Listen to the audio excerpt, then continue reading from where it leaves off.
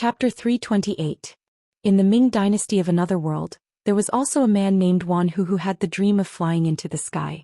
He tied the rocket to a chair and wanted to fly to the moon to have intimate contact with Chang'e for the first time. Of course he failed and even lost his life. Obviously, Zhou Xian was much smarter than Wan Hu. He never risked his life. Instead he just wanted to send his guards to the sky.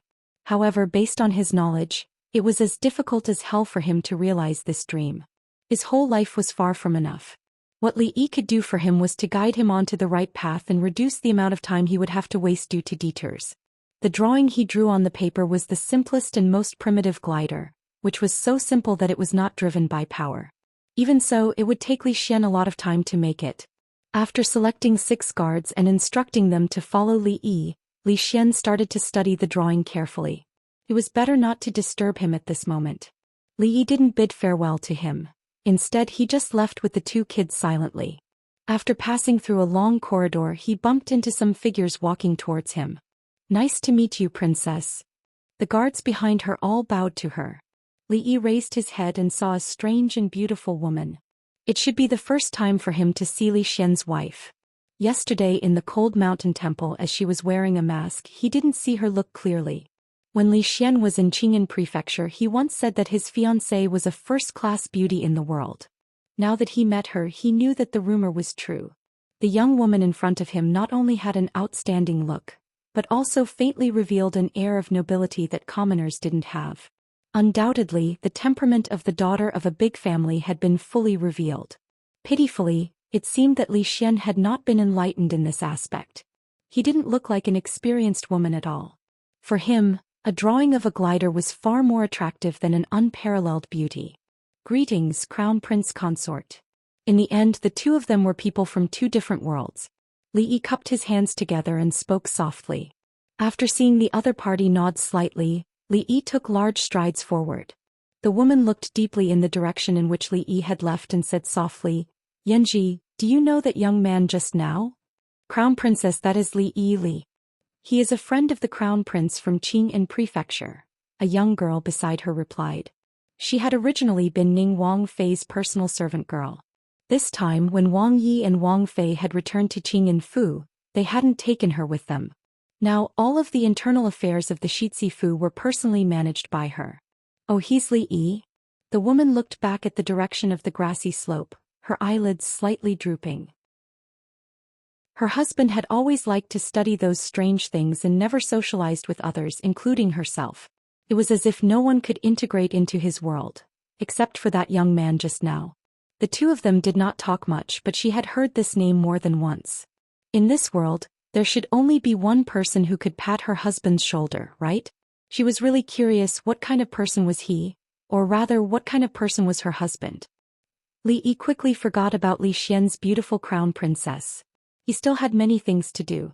For example, bringing his aunt and grandmother to the inn's small courtyard. The old lady seemed to be sick and he needed to find a reliable doctor. After they went, did he need to buy some daily necessities? He didn't know if the inn would provide them. Of course, the most important thing was how he could explain to the old lady about his deceased mother. He had hoped for her for 20 years, but found out that his daughter had already passed away 10 years ago. It was said that the white-haired person had to send off the black-haired person, but what was even more tragic was that the white-haired person didn't even have the chance to send off the black-haired person. The old lady was already very pitiful. If she suffered such a blow again, it was hard to say if she could survive. But the truth couldn't be hidden. Li Yi couldn't think of a good way along the way. When he walked back to the alley again, he heard a noise coming from inside. He walked in quickly and saw a few strange men lying in front of the He family's door, wailing incessantly. The guards of the Li family stood at the side and looked at them coldly. There were also many people watching from afar. "What happened?" Li Yi walked over and asked. A guard came over and said, "Not long after young master left, these people appeared and wanted to stop us. Then we fought with them and the result is like this." Obviously, although the guards of the Li family were not 1 in 100 or 1 in 1,000, they had no problem dealing with a few street bullies. Li Yi didn't even ask who ordered them to do this. Zhou Xian just told him that yesterday afternoon, the Qin family sent people to the Crown Prince's mansion to apologize, but they didn't even enter the gate of the Crown Prince's mansion.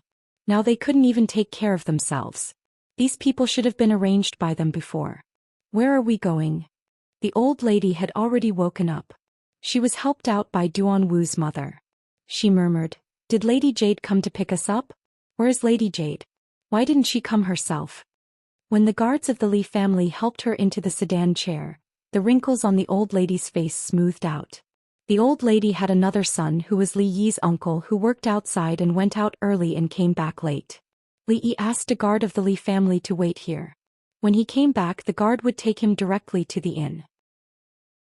After returning to the inn, Li Yi asked Uncle Li and the guards of the Li family to go back first.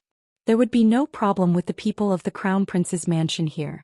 Inside the room, Duanwu was carefully putting the delicacies that Brother Fatty had given her into the old lady's mouth. Li Yi stood in the courtyard and looked at the peaceful scene in the room from afar. He finally realized that he had a few more relatives in this world. The woman named He Xiu walked out of the room and came to Li Yi's side.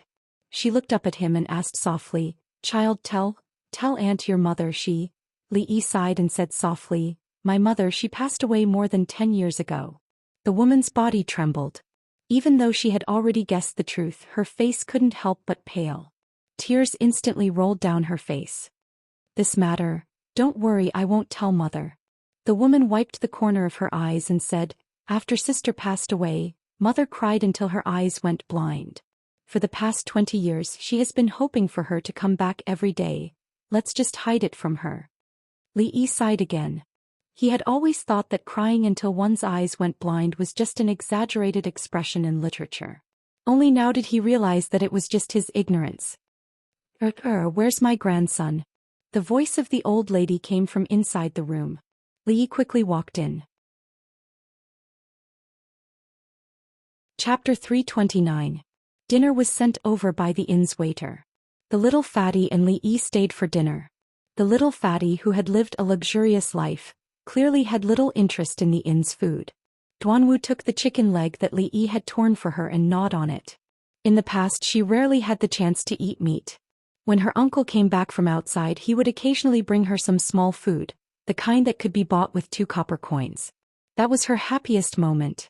During dinner, Li Yi chatted with the old man for a while, trying to avoid mentioning his late mother. The old man had no objection to moving his family to Qingyan Prefecture. Home was only where there was family. After suffering for so many years in the capital, there wasn't much he missed here. Originally, he had been intentionally or unintentionally asking about Li Yi's mother. After hearing that Li Yi had a family, the old man's attention was diverted. He was clearly excited and his empty eyes seemed to glow again. "Come to think of it, you're going to be crowned soon. You should hurry up and carry on the family line." The old man repeatedly said this during dinner. Speaking of this topic, Li Yi could only smile bitterly. If it wasn't for the matter in the capital, he would have started this great task a long time ago. After dinner and drinking medicine, the old man fell into a deep sleep. Li Yi looked at the sky. He had been busy the whole day and it was time to go back. He left a few dozen taels of silver for Duanwu's mother to keep in case he needed it. Walking out the door, he saw a few guards of the Crown Prince's manor standing in the yard. "I'll have to trouble you for the next few days." Li Yi walked over and saluted them with his hands folded in front of his chest. "You're welcome, Li." The leading guard smiled and said, "Don't worry, with us here there won't be any problems." As for the ability of the guards of the Crown Prince's manor, Li Yi was very confident. He didn't say much more. After waving goodbye to Duanwu, who had walked him to the door, he took the little fatty back to the Li family. He had just come out of the inn with the little fatty and the 2 guards of the Li family. When they were walking on the street, someone walked toward them. "Excuse me, young master. My master invites you to the Golden Phoenix Pavilion for a chat." A young man dressed like a manservant approached Huang Xiaolong with a faint smile. Li Yi asked doubtfully, "Can you tell me who your master is?" "Young master, you'll know when you get there." The manservant was obviously unwilling to reveal the other party's identity. "Then I won't go." Li Yi simply turned around and left. He did not have many friends in the capital. Obviously the other party could not be Li Xian or Emingzu. Of course it could not be the old monk that he just met. Since they weren't even friends, what was the point of chatting? The manservant didn't expect Li Yi to refuse so straightforwardly. He was a little anxious as he stepped forward and said, "Young master, please wait." The two guards of the Li family stood on either side of Li Yi. If the person in front of them made any moves, they would immediately arrest him.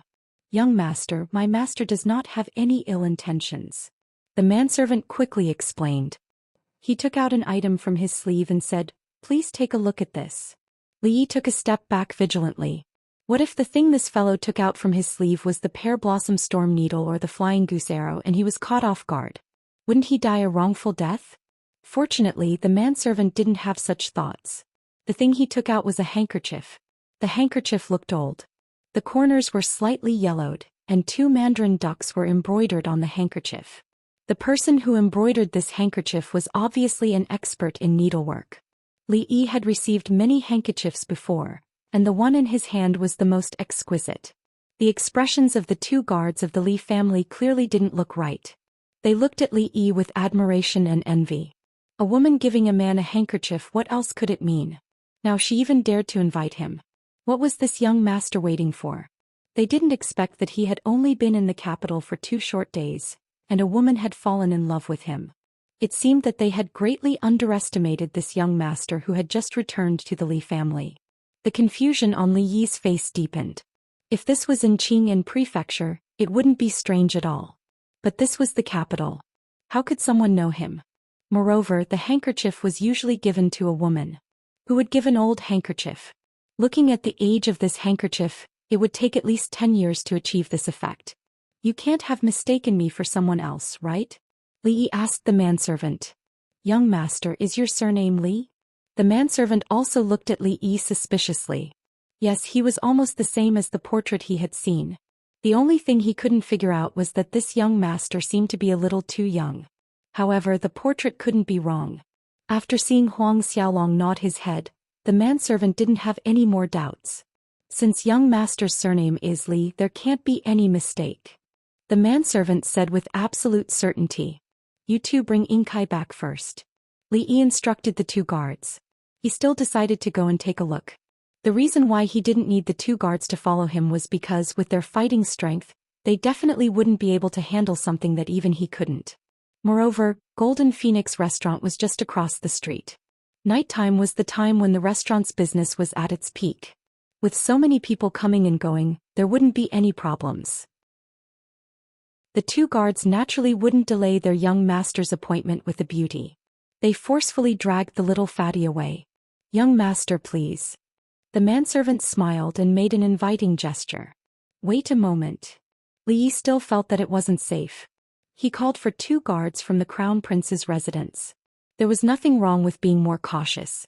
What if there really was a woman with bad intentions and coveted his beauty? If there were more people with his mediocre martial arts, he wouldn't be able to resist. Li Yi remembered that there was a brothel called Golden Phoenix Restaurant in Xianxia Prefecture. The top courtesan there had even gifted him a handkerchief.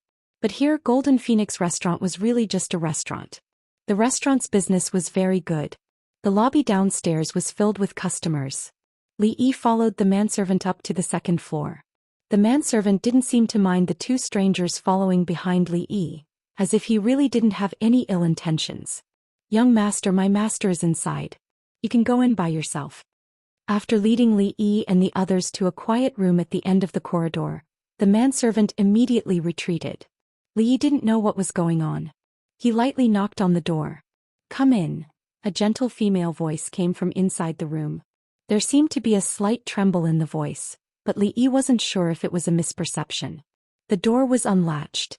After pushing the door open, Li Yi hesitated for a moment before stepping in.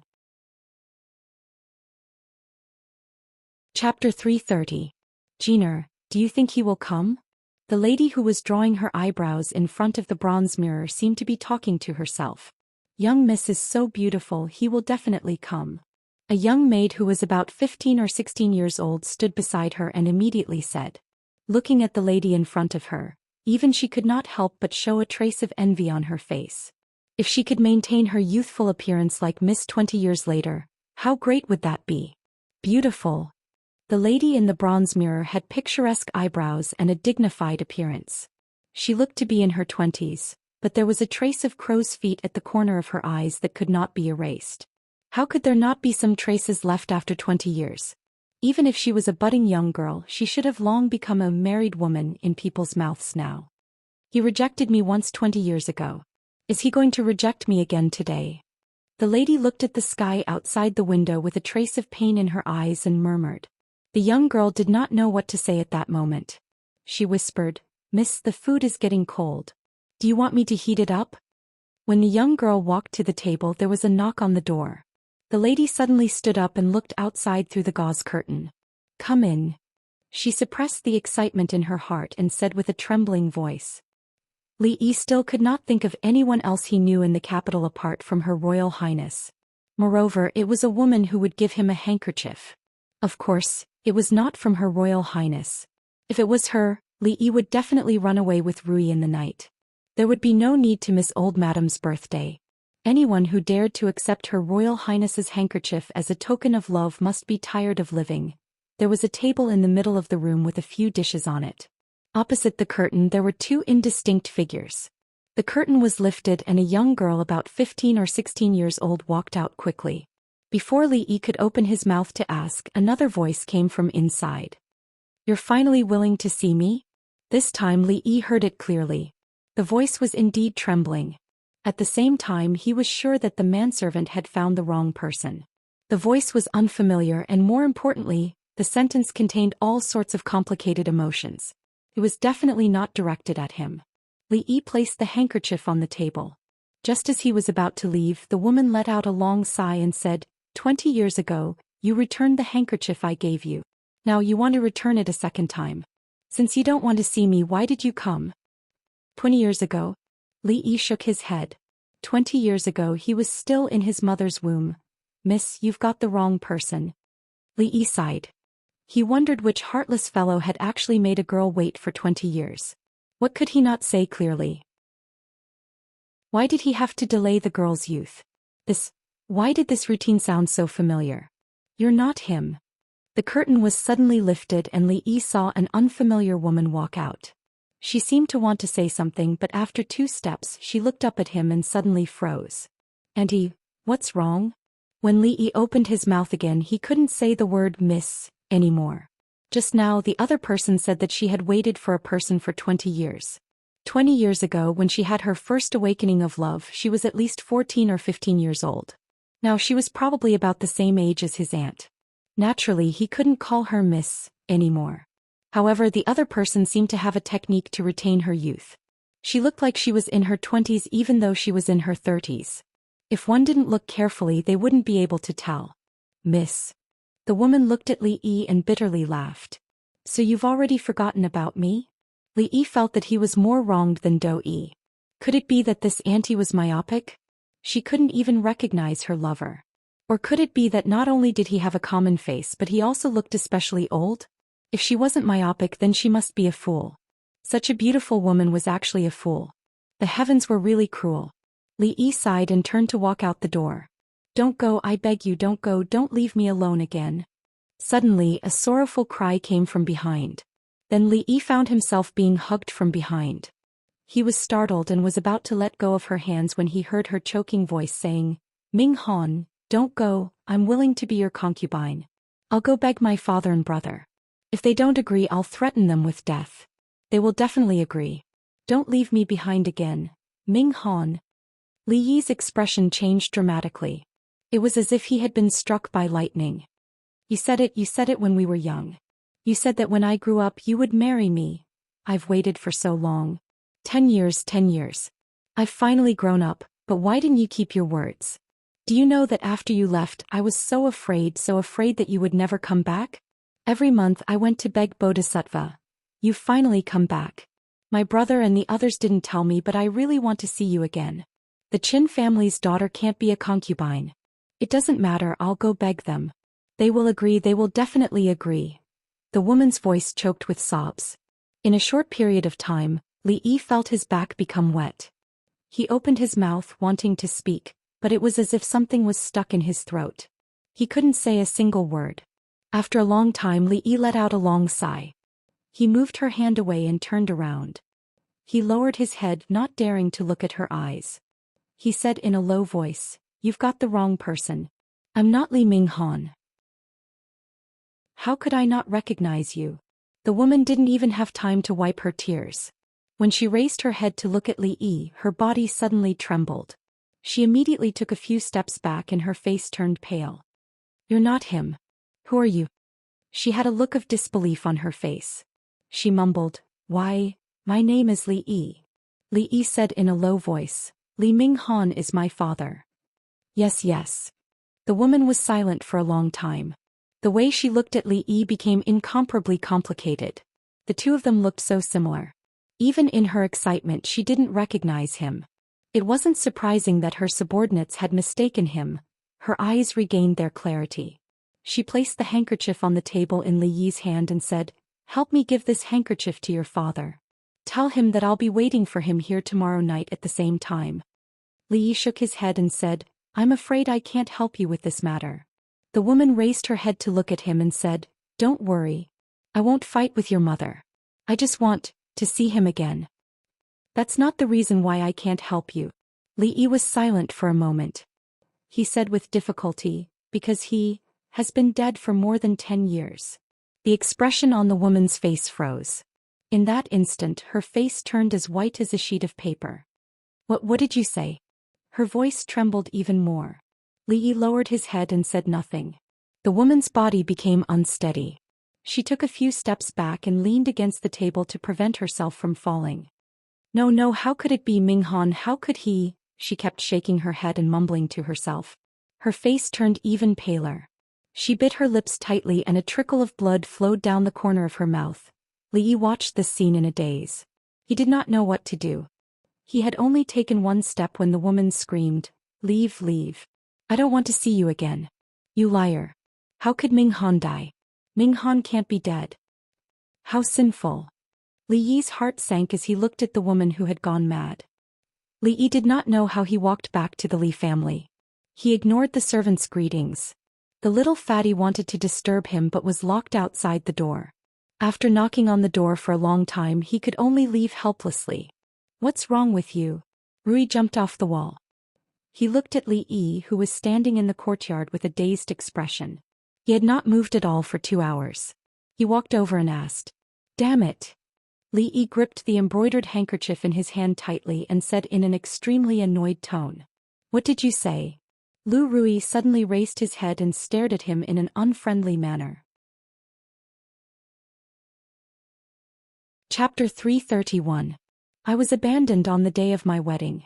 I've waited for 20 years, and now I'm still willing to be that bastard's concubine? Lu Rui asked angrily. Li Yi nodded helplessly. He even betrayed such an infatuated woman. Who is that bastard and where is he now? Second Miss Lu's eyes were wide open and her eyebrows were vertical. One of her hands was already on the hilt of her sword. She looked like she was going to draw her sword in anger in the next moment and take the life of that fickle lover and heartless man. If she was born in the future she would definitely be the most radical fighter for women's rights. He's dead. That bastard has been dead for more than 10 years. Li Yi looked at her and said slowly, Come to think of it, you should call that bastard uncle. Why? Lu Rui turned around and looked at him. Because he's my father. Mississippi Lu clenched her fists tightly, and a frustrated expression appeared on her pretty face. She finally understood how Li Yi felt just now. After a long time she exhaled and said angrily, Mother *****. Lu Rui. Li Yi turned around and looked at her. You said something vulgar just now. If you can say it, why can't I? Mississippi Lu said nonchalantly. But you're a woman. So what if I'm a woman? Do you look down on women? A woman who says vulgar words can't get married. You have to get married. I don't want to support you for the rest of your life. Mississippi Lu's chest was heaving up and down and her eyes were squinting. Even her breathing was getting faster. After a while her breathing became steady and she cracked her knuckles. She said calmly, I suddenly remembered that I haven't tested your martial arts cultivation for a long time. A gust of wind and rain. The grass in the courtyard was very soft and because it was cleaned every day it was unusually clean. It was quite comfortable to lie on but the ground was a little cold, and a little painful. Li Yi rubbed his chest and buttocks. These were the two areas that Lu Rui had focused on. From the looks of it she had indeed neglected her martial arts training. In the past she could last a few more seconds without using her hands. After venting her anger, second Miss Lu flew over the wall. Li Yi lay on the grass and looked at the moon. He took out the handkerchief from his pocket. When he thought about the look in the woman's eyes when he left, he couldn't help but feel a chill in his heart. As the legitimate daughter of a duke, she was willing to be a concubine so that she could be with the person she loved. She had persevered for 20 years and suffered indifference and criticism, but in the end, all she got was the news that the other party was no longer in this world. For someone who was infatuated with love, after experiencing such a thing, they would probably go crazy. If she could not get over the shock of this matter, the tragic ending was almost certain. She shook her head helplessly and thought to herself, damn it, what kind of sin did I commit? The capital was indeed too complicated. I'd better go back to Qingyan Prefecture. Xiaohuan Rui, wait for me. She didn't sleep well that night. She woke up early in the morning with dark circles under her eyes. She washed her face with cold water in a daze and woke up. As usual, she had to greet the old mistress in the morning. Rui had passed before her, and now she was enjoying the treatment of a young mistress in the Li mansion. Even Li Yi couldn't compare to her. When you go out, take some money from the accountant's office. All these years the Li family owes the He family a lot. The old mistress sighed and said when Li Yi was about to leave. Li Yi paused and smiled. Thank you, grandmother, but there's no need. I have enough money here. When he left, Rui brought him a lot of money. Everything in the Li family was used and there wasn't much to spend outside. Li Yi didn't lack money. I'll have someone send the money to you. This is what the Li family owes them. The old mistress shook her head and said with a complicated expression, it's reasonable for you to do this. The capital isn't a good place for them. It's better for them to leave as soon as possible. The money is enough for them to live without worrying about food and clothing. Her son, who was supposed to inherit the Li family and decide the rise and fall of the Li family, refused the marriage with the House of Duke and eloped with an ordinary woman. This caused the family to lose face. The old mistress also had resentment in her heart. However, 20 years had passed and both of them had passed away. The old mistress didn't want to talk about the past anymore. Li Yi didn't want to trouble the Li family with this matter. He bowed his head and left. In the backyard, Li Mingze's wife, Madame Fong, looked at him with dissatisfaction and asked, do you know that he took all the He family members away? Li Mingze was tidying up his official robes. When he heard this, he said, this is what he should do. If it wasn't for the He family, the Li family wouldn't be like this. They owe us, we don't owe them anything. The old mistress wants to take 1,000 silver from the accountant's office to give them. What right do they have? Madame Fong said angrily. You don't need to care about this matter anymore. Li Mingze tidied up his official robes, glanced at Madame Fong and strode out. Looking at his departing figure, Madame Fong's eyes flashed with resentment. She muttered, I don't care. If I don't care, your position as the head of the family will be taken by someone else. Leaving the Li family is one thing, but why did you come back?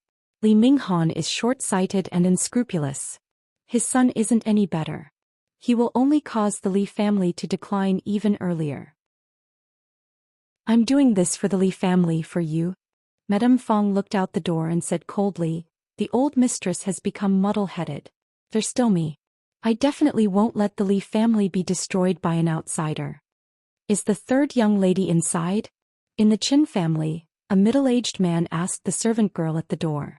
Yes, the third young lady is inside, the 15 or 16-year-old girl said with a trembling voice as if she was about to cry.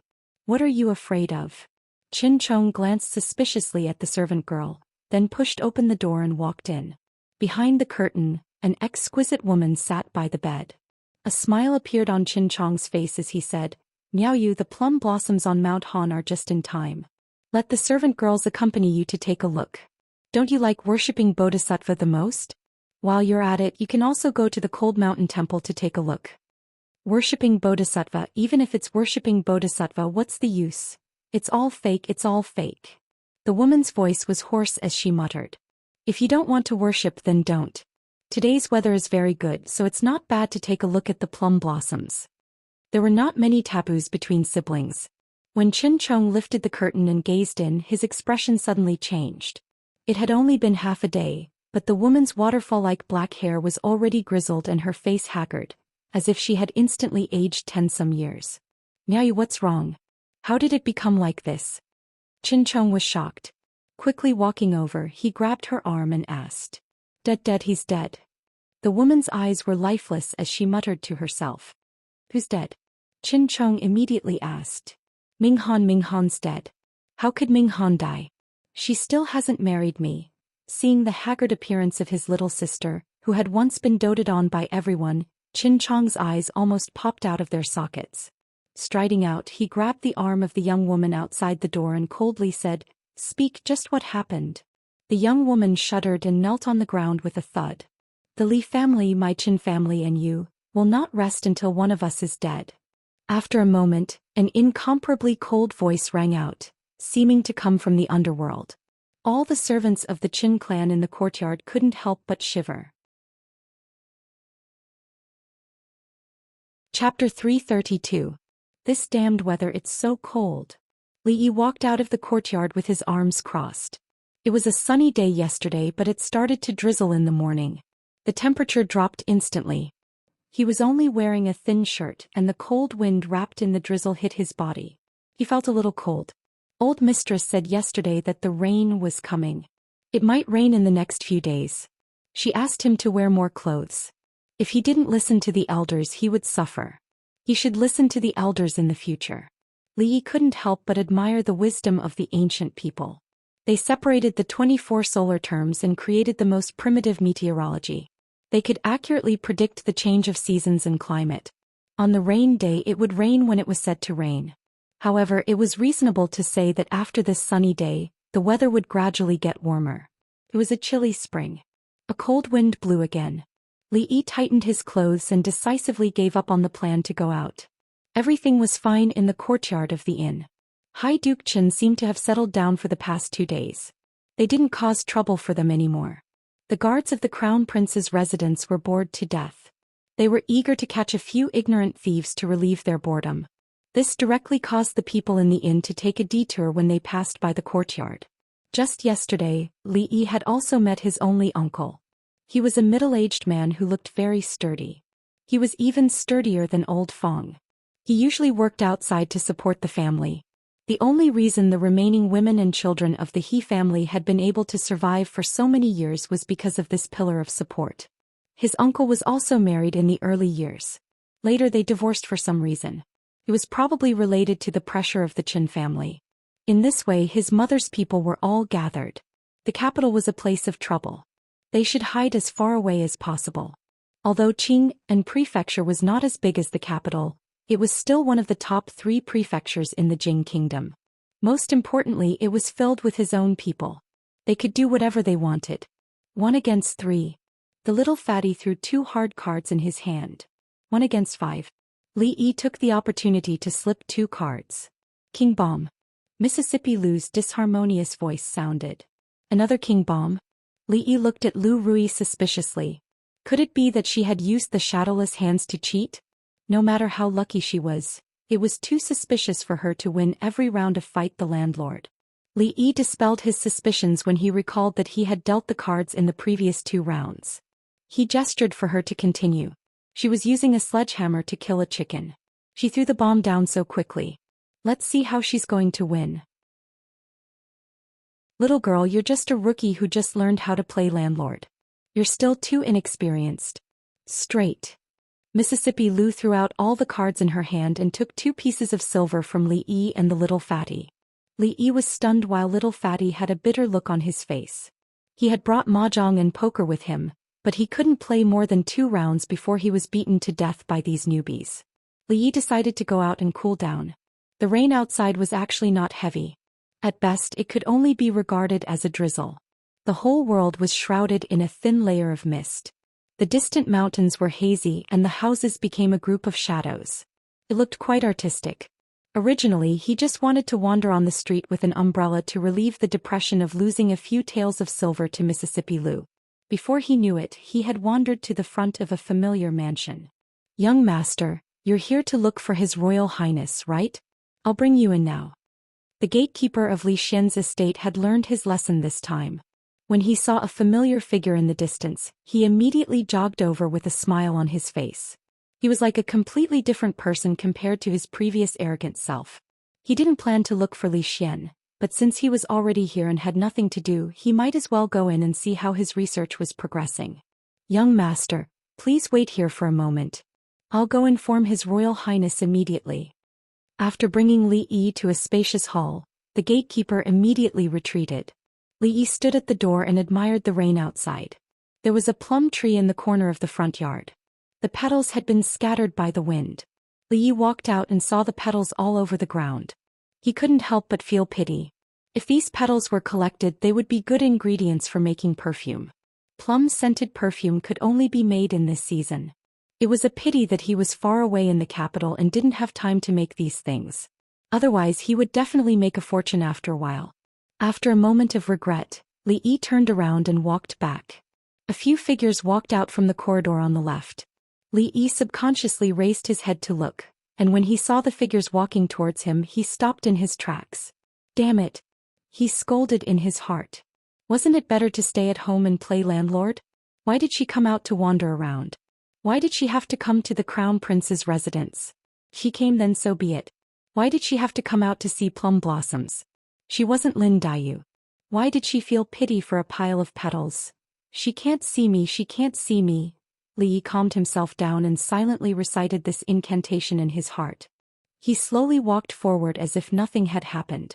When one foot crossed the threshold, a voice came from behind him. Stop.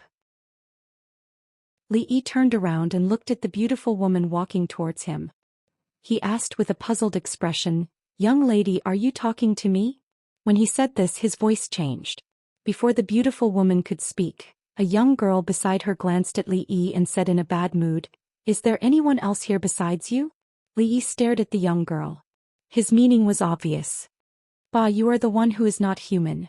The young girl was very smart and immediately understood Li Yi's meaning. A trace of anger appeared on her pretty face as she rebuked him.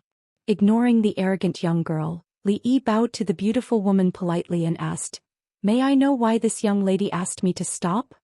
I haven't seen you for a long time and you have improved. I wonder how much you have learned in the art of changing your appearance and voice." The woman crossed her arms and a trace of a smile appeared on her lips as she looked at Li Yi with interest. Li Yi smiled awkwardly. "What is this young lady talking about? This one does not understand." The woman looked at him with a smile that was not a smile. Her meaning was also very clear. Pretend, continue pretending. "Royal sister, you know her?" the young girl asked in surprise. Li Yi sighed in his heart. Since he was so unlucky to meet her in the crown prince's residence, there was no point in continuing to pretend. He bowed deeply. "Greetings, Princess Yongla." "Me."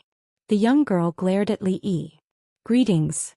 Cursing the broken rules of the royal family in his heart, Li Yi scratched his head and looked at her and asked, "What kind of princess are you?"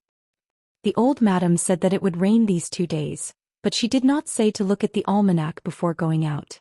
Li Yi felt that today's almanac must have written, "Good to play cards, avoid going out, avoid meeting friends." Why didn't the princess stay in the palace? Why did she wander around the crown prince's residence like him? What if she encountered an assassin? Of course, which blind assassin would dare to make her a target? It was purely because they were tired of living. A group of assassins would not be able to withstand a few slashes from her. What a coincidence today. Li Xian walked over from the front and gave Li Yi an innocent look. Of all times, he had to bump into Emingzu when she was about to leave. Even if he wanted to hide it, he could only blame himself. Emingzu glanced at Li Xian with a rather unfriendly look. Li Xian knew that she was blaming him for hiding it. He smiled awkwardly and said, "It wasn't easy for us to get together. Emingzu and Xianing will leave later. I just had someone make a yuanyang pot. Why don't we eat hot pot today?" "No, if we return to the palace late, Imperial Mother will blame us." The young girl shook her head repeatedly. Then she seemed to recall something and looked at Li Xian and asked, "What is hot pot?"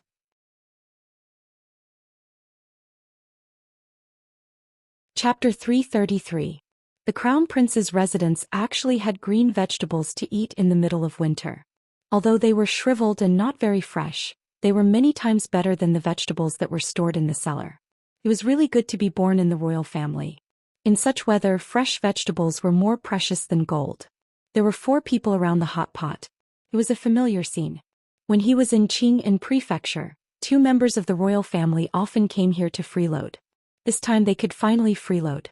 The little princess refused to say anything about returning to the palace earlier. She carefully blew on the meat roll that had just been scooped out. After dipping it in the unique ingredients, she put it into her mouth unhurriedly with a satisfied expression on her face. "Why did you come to the capital?" Xianxia looked at him and asked. "I have something to do. I will leave in a few days." Li Yi put some cooked vegetables in his bowl with serving chopsticks and answered casually. Li Xian had already asked this question once. It was quite complicated to explain. He was too lazy to explain it to her. It was more important to finish the meal and go home earlier. Xianxia said again, "Tianfa has been used in the army. We will know how powerful it is in a few days." Li Yi had no interest in heaven's punishment at all. She felt a little depressed in her heart. She was a princess of a country. What was the point of paying attention to these things all day long? Moreover, she had already seen the power of that thing. There was no doubt that in this era of cold weapons, whichever country the Jing state used gunpowder to deal with, that country would be out of luck. What is Tianfa? Li Yi was not interested. Someone else was interested. Li Xian pricked up his ears and asked with a gossipy face. "You will know in a few days." Li Yi scooped out the last piece of cooked meat roll from the pot, which made the little girl opposite him look at him angrily. The matter of Tianfa couldn't be kept a secret. Half a month later, the Jing kingdom would win a great victory, and the army would return to the capital. Then everyone would know about this peerless weapon that they had used to besiege the enemy. "Once Tianfa makes a great contribution, my father will definitely reward you heavily." Xianxia continued. "What?" Li Yi stopped what he was doing. He looked up at her and asked, "Why are you rewarding me?" Then he realized something. He pointed at her angrily and said, "You didn't keep your promise." "Not me." Xianxia shook her head and said, "I only found out about it later, but Imperial Father never sent anyone to find you. You should know how much he values you." Li Yi's mood immediately fell to the bottom of the valley. He had thought that the old emperor who was so busy every day would have long forgotten who he was. However, with something like gunpowder, no matter how stupid or muddle-headed he was, he would not pretend that he did not know. It seemed that he couldn't underestimate the highest authority in this country. God knew if there were any special agents or spies around him. He had to be careful in the future. The most depressing thing was that he couldn't figure out what he was thinking at all. Even if he were the emperor, he wouldn't be able to do such a thing. Even if he were the emperor, he wouldn't be able to do so. If he couldn't figure it out, he would just stop thinking about it. He would deal with it when it came. What he needed to do now was to fill his stomach. "Humph, Imperial Father won't reward him." The little girl snorted coldly. Obviously, she was still brooding over the fact that she didn't snatch Li Yi's meat. What exactly is Tianfa? Li Xian looked at the two of them in confusion. He felt as if his heart was being scratched by hundreds of claws. "Don't ask so much."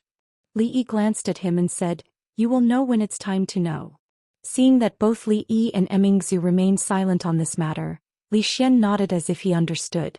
He really didn't ask any more questions. The knife skills of the chef in the Crown Prince's residence were obviously miles apart from Rui. The meat roll was not so thin and needed to be cooked for a long time in the pot. Just as Li Yi and the little girl were fighting for the meat, in a spacious hall in the Li family, the old mistress frowned. She looked at Xianxia, who had just returned from court, and said, "Is the Qin family really going to kill us? The impeachment is a small matter. It's all groundless rumors. There's no need to worry. However, the impeachers are all close relatives of the Qin family. They must have been instructed by the public house," Xianxia said thoughtfully. "All these years, although the Qin family and the Li family have been in constant conflict, they have never brought this matter to the table." "Why?" Xianxia was only halfway through his sentence when he was interrupted by Madame Fong. "What else could it be? 20 years ago we made the Qin family lose face. 2 days ago we beat up the Qin family's young master and protected the He family. If it was anyone else, they would not let it go." Madame Fong said angrily, "At that time I told you not to interfere with the He family's matters. You didn't listen. Now the Qin family has started to make a move. How are we going to fight them?" The old mistress did not say a word. Although Madame Fong's words were harsh, it was also the crux of the problem. Li Ming's face did not show any signs of nervousness. Which official had not experienced impeachment before? The Qin family's little tricks did not affect him much. At that moment he thought of something and said, "The third lady of the Qin family seems to have contracted a serious illness."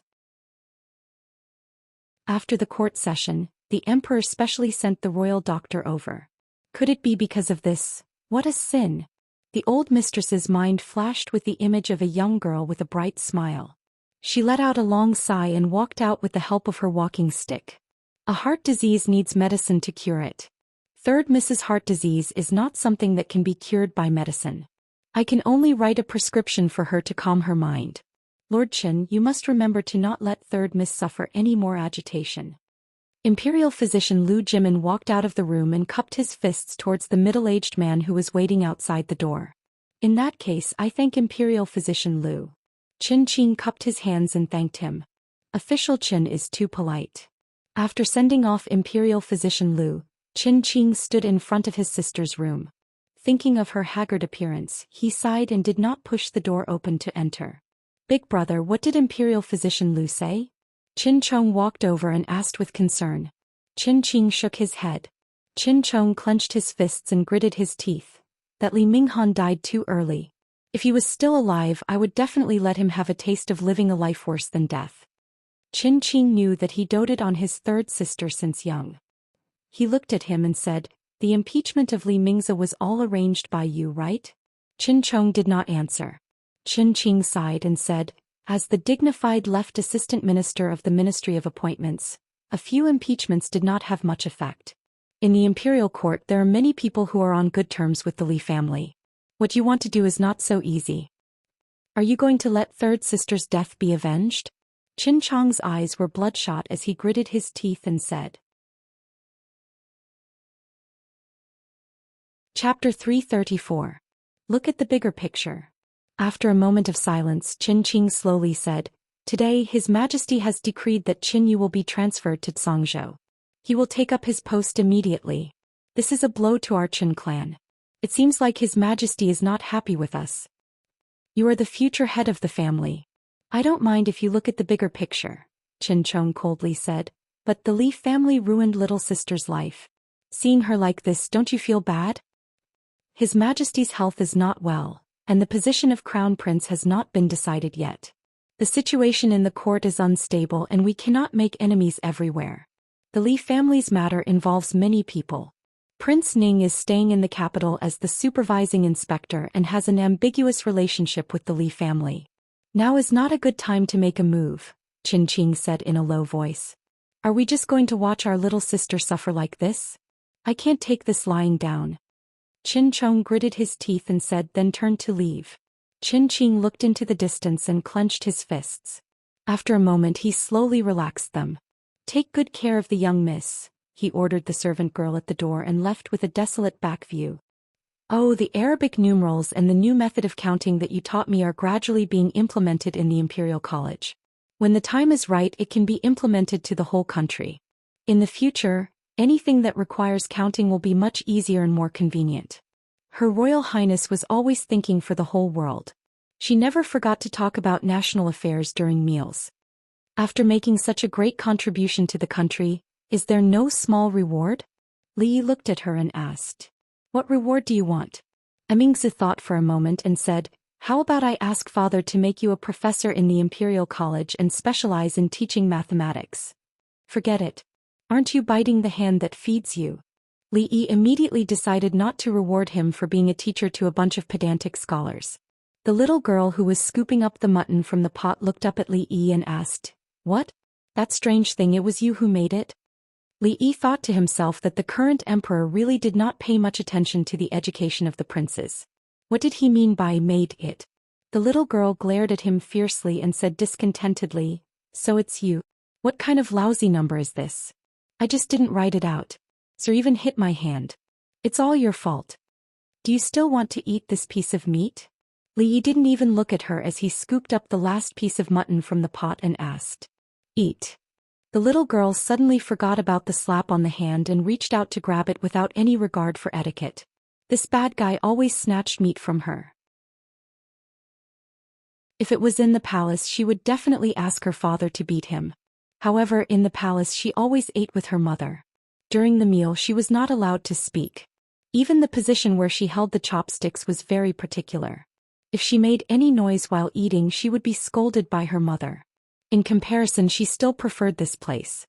Furthermore, the food in the palace wasn't as delicious as the one here. Imperial sister had just said that this delicious hot pot was made by this rascal. Based on this matter, she would forgive his rudeness. Elder brother Xian said that this bad guy's cooking was very delicious. When he returned to the palace, he would ask his imperial father to send people to capture him and make him cook for him every day.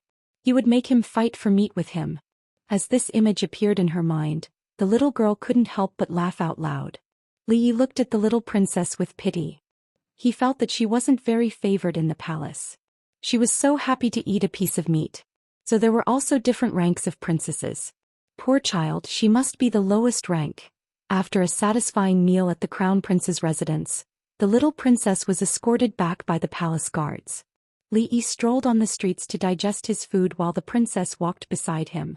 Since the matter of Tian Fa couldn't be hidden, our original agreement is now invalid. Li Yi said as he walked. No, I didn't say anything. Mingzhu straightforwardly refused. You're acting shamelessly. Li Yi turned to look at her. We originally agreed that Tian Fa was discovered by Shen Liang first. The agreement was also built on this premise. Now that the matter has been exposed, the agreement naturally doesn't hold. I only promised you that I wouldn't tell my imperial father about this matter. Mingzhu said lightly. I did this and didn't violate the original agreement, so the agreement is still valid. She wouldn't lie about this matter. Li Yi thought about it carefully. What she said seemed to be the truth. At that time he didn't consider that the emperor would find out through other means. But why did he still feel so uncomfortable in his heart? If he had known that he couldn't hide it, he wouldn't have made the agreement. This was a big loss. Be careful. As he lowered his head gloomily, he suddenly felt a strong force on his arm and his whole body was pulled to the side. A carriage whizzed past him, raising a trail of smoke and dust. The pedestrians on the road all dodged. When the carriage passed, they couldn't help but curse. Li Yi also wanted to curse. A few days ago in Qing'an Prefecture, he was almost hit by a guy riding a horse on the street. When he came to the capital, he almost had an intimate contact with a carriage. Damn it, he lived for 20 years in his previous life. How lucky was he to not be hit by a car? Even the streets of Qing'an Prefecture didn't allow horses to ride, let alone carriages that fast. Moreover, this was the capital. Li Yi felt that it was better to not be distracted when walking in the future.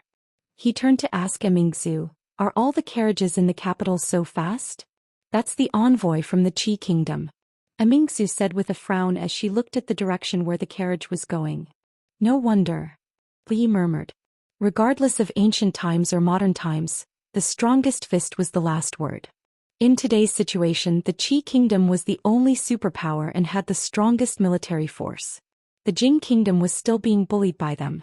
It was normal for them to be a little arrogant. They had the capital to do so. However, this was too damn arrogant. This was the capital of the Jing kingdom, and the envoy from a foreign kingdom was even more arrogant than the nobles in the capital. It seemed that the people of the Qi kingdom were extremely confident.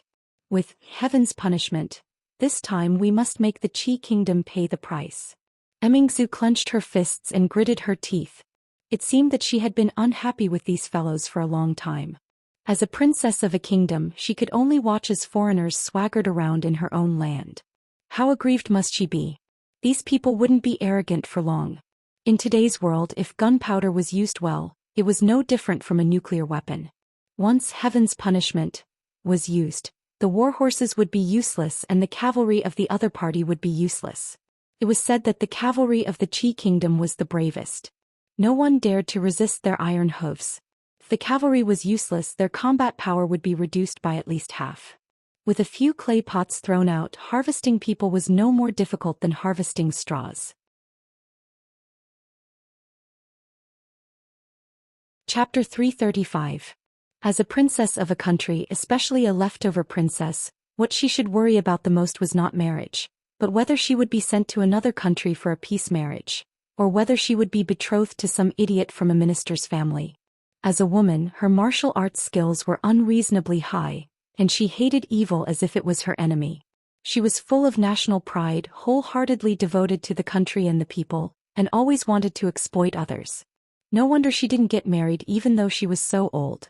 If all the princes of the Jing kingdom could be half as good as she was, after the death of the old emperor, the Jing kingdom would have no problem to maintain its power for decades. If nothing unexpected happened, after the war with the Qi kingdom, the Jing kingdom's deterrence among all the countries would increase by more than one level. Moreover, divine punishment was just the beginning. Gunpowder could not only be used as bombs but also guns and cannons.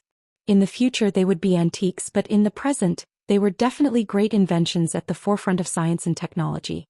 According to the law of historical development, with the appearance of black gunpowder, these things should be born soon. Last time he suffered a big loss. This time, Li Yi didn't want to be the first bird to stand out. Anyway, divine punishment was enough for them to play with for many years. After saying goodbye to Emingzu, he walked back to the Li family alone. At the door he saw his second aunt, Madame Fong, and two maids getting into a carriage. Before Li Yi greeted her, she snorted coldly. As usual, she didn't even want to pretend to be kind. Li Yi didn't care. It was not the first time he met his second aunt, who was difficult to get along with. He could understand her resentment and dissatisfaction. After all, he was the eldest grandson of the Li family, the only child of the eldest branch. In the big families where the second and third branches were powerful, this was a principle that must be adhered to. Today there were many unfamiliar faces in the Li family. Madame Fong's 60th birthday was a very important day. In addition to close relatives and friends, those distant relatives who were only acquainted with each other would also come to celebrate Madame Fong's birthday. This was because the lifespan of most people was relatively short at this time. Living to the age of 60 was already a huge gain. For special birthday celebrations like the 60th and 70th birthdays, the rich families would hold a grand celebration. Everyone in the residence was busy as if it was the new year. In this way, Li Yi seemed especially idle. Apart from copying scriptures and going to Li Xian's place to watch him fly a kite when he was tired, he would also give a few constructive suggestions. Most of his time was spent playing landlord with Mississippi Lu. Of course, it was impossible for two people to play, so the little fatty, who was equally bored, was forced to join in. Lu Rui found all the luck she had lost in mahjong here. She lost a pile of snacks to the little fatty. Half of the silver that Li Yi had brought from Qing and Prefecture was already in her pocket. Mississippi Lu was never tired of a business that only made profits. Every time Li Yi lost badly and wanted to end the game, she would suddenly have the thought of testing his kung fu so the game could continue. As for the little fatty, it was even simpler. After Lu Rui taught him a few simple moves, the little fatty didn't care about his snacks anymore. He even took out his treasured things. It was just that after he tested the power of those moves, the parents of the younger generation in the residence came to find him. The next day he could only lie on the ground while playing mahjong. "Big brother, what do you think I should prepare for Grandma's birthday?" the little fatty said while lying on the soft mattress and rubbing his butt.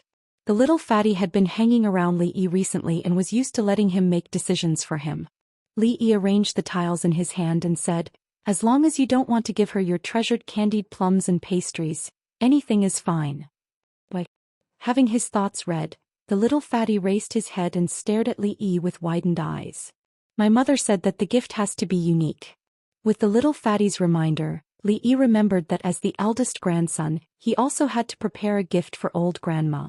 He couldn't afford something too expensive, but something too cheap showed no sincerity. He had to think about it carefully. While Li Yi was thinking about this, Lu Rui made a vague gesture with one hand. The little fatty understood and secretly passed a tile over.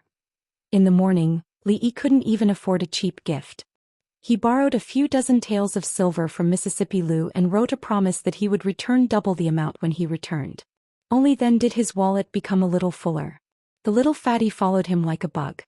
He promised the little fatty to fly on the kite for a while when he went to Li Xian's residence this time. A fine horse galloped towards them from behind, and Li Yi hurriedly pulled the little fatty along to avoid it. They watched as the armored knight galloped past them, quickly disappearing from their line of sight, leaving behind a messy street and the curses of the passers-by. The next time they met, he needed to remind the princess that it was time to discipline this kind of reckless galloping in the city. Out of the way, out of the way. In a place where Li Yi couldn't see, the knight shouted in a hoarse voice, looking as if he hadn't slept for a few days and nights as he galloped straight for the palace gates. At this time in the throne room, the morning court assembly that usually ended a long time ago had been delayed by more than 2 hours. The current emperor sat on the dragon throne with a gloomy expression. The court was noisy as the civil and military officials were arguing over something. Your Majesty, I accuse the envoy of the Qi kingdom of being presumptuous and reckless. He had recklessly galloped his horse in the city and injured several people.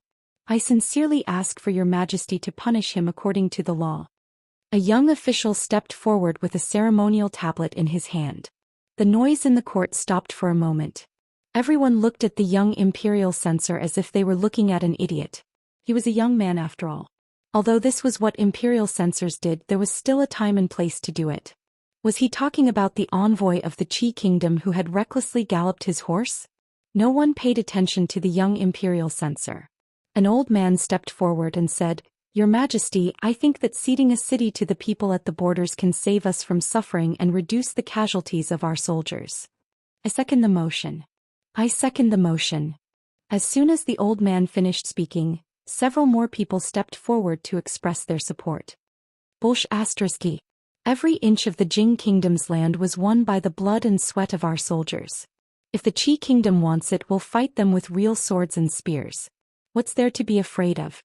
***T envoy. They should be dragged out and beheaded. Do they really think that the Jing kingdom is a pushover? Your Majesty, give this old official 100,000 elite soldiers. We'll definitely wipe out the Qi kingdom. Emperor Jing rubbed the area between his brows as he watched the court hall turn into a wet market. A first-rank official was cursing like a shrew. When he looked down at the envoy of the Qi kingdom, his expression became even more gloomy. Chapter 336. The civil and military officials argued endlessly. The envoy of the Qi kingdom had an arrogant look on his face. In terms of national power, the Qi kingdom was a well-deserved hegemon.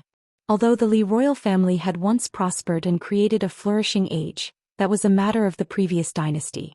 As an envoy of the Qi kingdom, he could stand tall in any country. I have something to say.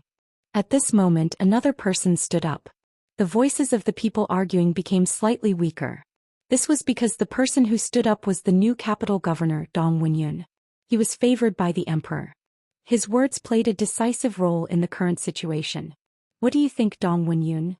Emperor Jing raised his eyebrows and asked. Dong Wenyun said solemnly, Every inch of land in the Jing kingdom must be fought for. The ancestral teachings left by the great ancestors cannot be changed. Dong Wenyun only said one sentence and retreated to the side. However, he had directly expressed his position. In the court, many people frowned. Dong Wenyun was born a poor scholar and did not belong to any faction in the court. Now that he had shown his attitude, he stood opposite to the peace faction. An old man with white hair and beard said seriously, The Qi kingdom has a strong military force. If the stalemate continues, it will be disadvantageous to the Jing kingdom. Now that the national treasury is declining, it is difficult to continue. If the war continues, I don't know how many soldiers will lose their families. Your Majesty, please reconsider. Nonsense. The Qi kingdom has the heart of a tiger and a wolf. If we concede once, there will be a second time. What are you going to do then? Continue to retreat? An old general said angrily. In a few words, the court seemed to have developed into a vegetable market again. Emperor Jing could not hide his disappointment. There were many civil and military officials in the court, but there were countless extraordinary people. However, when they encountered real trouble, no one could help him solve his problems. Just as Dong Wenyun had said, the teachings of the ancestors could not be ignored. The Li family of the former Tang dynasty was so mighty that with a single command, all nations would obey. When would he be able to achieve this in his hands? He coughed twice and his chest began to feel stuffy again. Looking at the situation below, Jing Di could not help but feel sad. His panting became more and more serious. There was not much time left for him. A ghostly figure suddenly appeared outside the palace door. After a few flashes, It appeared beside Emperor Jing. Changde whispered a few words into Emperor Jing's ear. Emperor Jing suddenly raised his head. His eyes flashed and he asked loudly, "Really?" Changde nodded his head and said, "The messenger has been rushing about for several days to deliver the good news." After entering the palace, he fainted. "I have already sent someone from the Imperial Physician's Bureau over." He took something out of his bosom and gave it to Emperor Jing. He said, "This is the report of victory. The wax is intact. Your Majesty, please take a look." When the good news was delivered to Emperor Jing, he couldn't help but open it and look at it. All right. After quickly skimming through the contents of the letter and seeing the seal of the great general at the end, Jing Di slammed the table and laughed out loud. All the civil and military officials raised their heads. They didn't know what happy event had happened. How could His Majesty be so happy at such a critical moment? Although you are the envoy of the Qi Kingdom, you have to abide by the laws of the Jing Kingdom in the territory of the Jing Kingdom. This matter will be handled by the Supreme Court and handled according to the law. Jing Di stood up and looked at the young censor who had just spoken. He asked, "What's your name?" The young censor had just been scolded by his superior. At this time he had not recovered. When he heard His Majesty's question, he was stunned for a moment. "Answer His Majesty's question quickly." An old man beside him gently tugged at his sleeve. He was extremely puzzled. His Majesty had instructed the Supreme Court to handle this case. His intention was to severely punish the envoy of the Kingdom of Qi. However, the strange thing was that they had selectively ignored this matter just now. "Why, your humble servant is Song Lang." The young censor hurriedly said. "Very good. As an imperial censor, I am in charge of supervision. I should be impartial and follow the law." The officials in the court saw that His Majesty had avoided the most important matter that had been discussed recently. Instead, he was praising a small censor. They couldn't help but feel confused. What was wrong with His Majesty? The envoy of the Qi Kingdom turned pale. He didn't know why the matter had taken such a sudden turn. What did the old man show Emperor Jing? Could it be impossible? Absolutely impossible. As he was thinking about this, a guard in the hall had already received his signal and led him away. "Your Majesty, the envoy's identity is special. You must not." The envoy represented the face of a country. If His Majesty punished the envoy of the Qi Kingdom over a small matter, it would be a disgrace to the Qi Kingdom. An old official's expression changed. He was about to speak when Emperor Jing impatiently waved his hand and said, "We have won a great victory at the border. The soldiers of the Jing Kingdom defeated the Qi Kingdom's army by 100,000. We killed 30,000 and captured 20,000. The rest fled in panic. General Su Dingyuan took advantage of the victory and pursued them. He has already taken 2 cities." As soon as Emperor Jing said this, the expressions of the officials in the court changed. They were dumbfounded. The first thought that came to their minds was that they didn't believe it. When did the invincible Qi Kingdom's army become so weak? Not only did the Jing Kingdom win, but it was a great victory. They had taken 2 cities. Were the soldiers of the Qi Kingdom useless? How did they do it? How could the officials not know the strength of the Jing Kingdom's army? This didn't make sense. Not to mention the civil officials, even the generals didn't believe it. At this moment, whether it was the peace faction or the war faction, everyone was thinking the same thing. Was His Majesty joking? However, even the most muddle-headed emperor wouldn't joke about this kind of thing. The whispers finally turned into earth-shaking cheers after they saw the victory report. The huge sound waves almost overturned the roof of the Golden Hall. The officials who couldn't calm down returned home. After they woke up, the news spread out with the capital as the center. That night, the emperor held a banquet in the palace and the curfew in the capital was lifted for 3 days. No matter where they went, there was a sea of cheers. All the citizens of the Jing Kingdom could walk with their backs straight. They had never been as proud as they were today. They loudly boasted about the great achievements of the Jing Kingdom's soldiers. They talked about how they defeated the millions of soldiers of the Qi Kingdom with 50,000 soldiers and horses. They talked about how General Su Dingyuan was like a god who had descended to the mortal world. He summoned divine soldiers and generals to help him and beat the Qi Kingdom's army. This was a grand event that had never happened in the decades since the establishment of the Jing Kingdom. The tavern was open all night. Whether it was the scholars or the heroes of the Jianghu, they could all be seen in the small tavern. They recited poems and performed sword dances. For the past few days, the people of Qi living in the capital didn't even dare to step out of their houses. Li Yi learned from the princess that the envoy of the Qi kingdom was recuperating in the Honglu temple. He wouldn't be able to get out of bed for at least half a month. From this, it could be seen that people who exceeded the speed limit never had a good ending.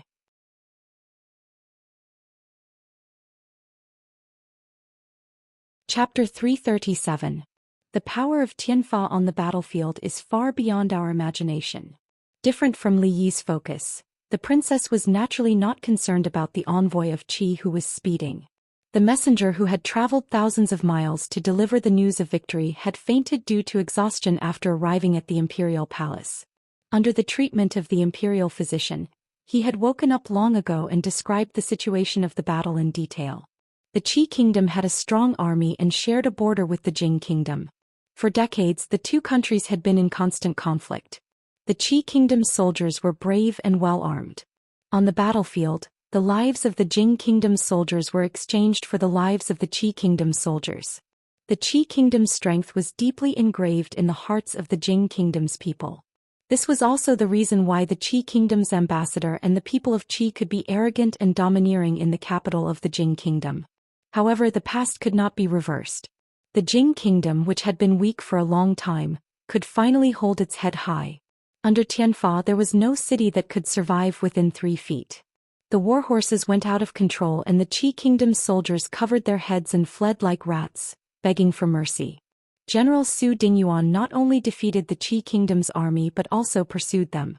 He used the power of Tianfa to destroy 2 cities. When they ran out of food and fodder, he sounded the gong to retreat and stationed a large number of soldiers at the border. He would return to the capital soon. Before finding a way to break Tianfa, the Qi kingdom would not act rashly. Don't rely too much on Tianfa. After all, it is just an external force. In the end, it still depends on the bravery of the soldiers and the outstanding command of the general. If the other side also discovered the secret of Tianfa, the situation will only worsen. Li Yi reminded.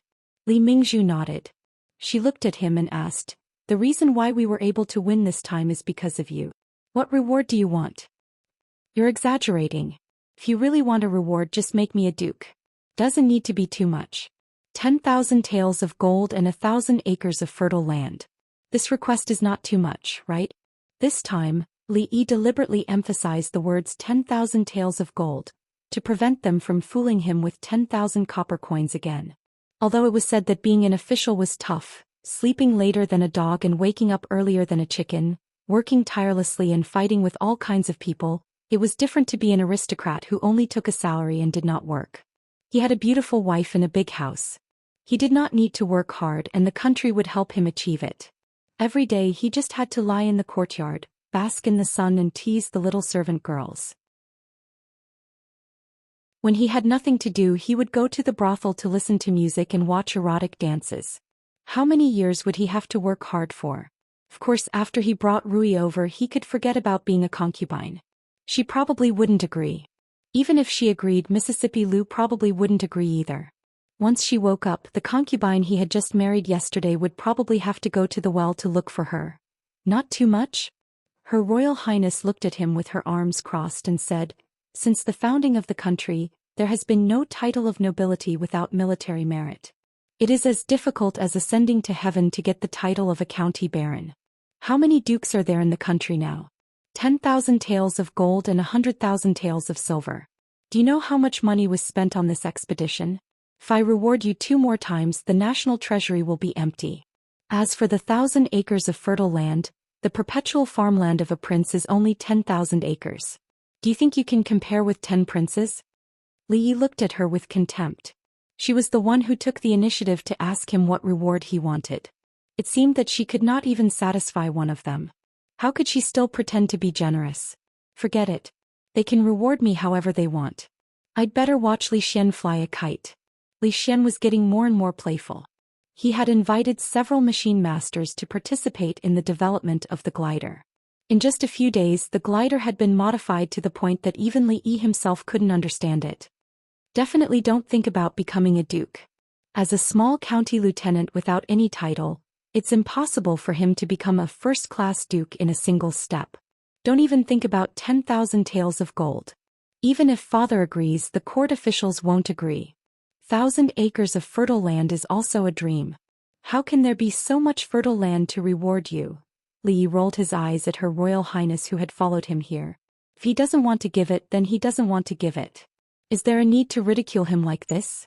However, all your contributions are not small. Father is clear about rewards and punishments. He will definitely not treat you unfairly. You should be more serious. Don't always think about fooling around with him. Seeing Li Yi's absent-minded look, Emingzi frowned and said.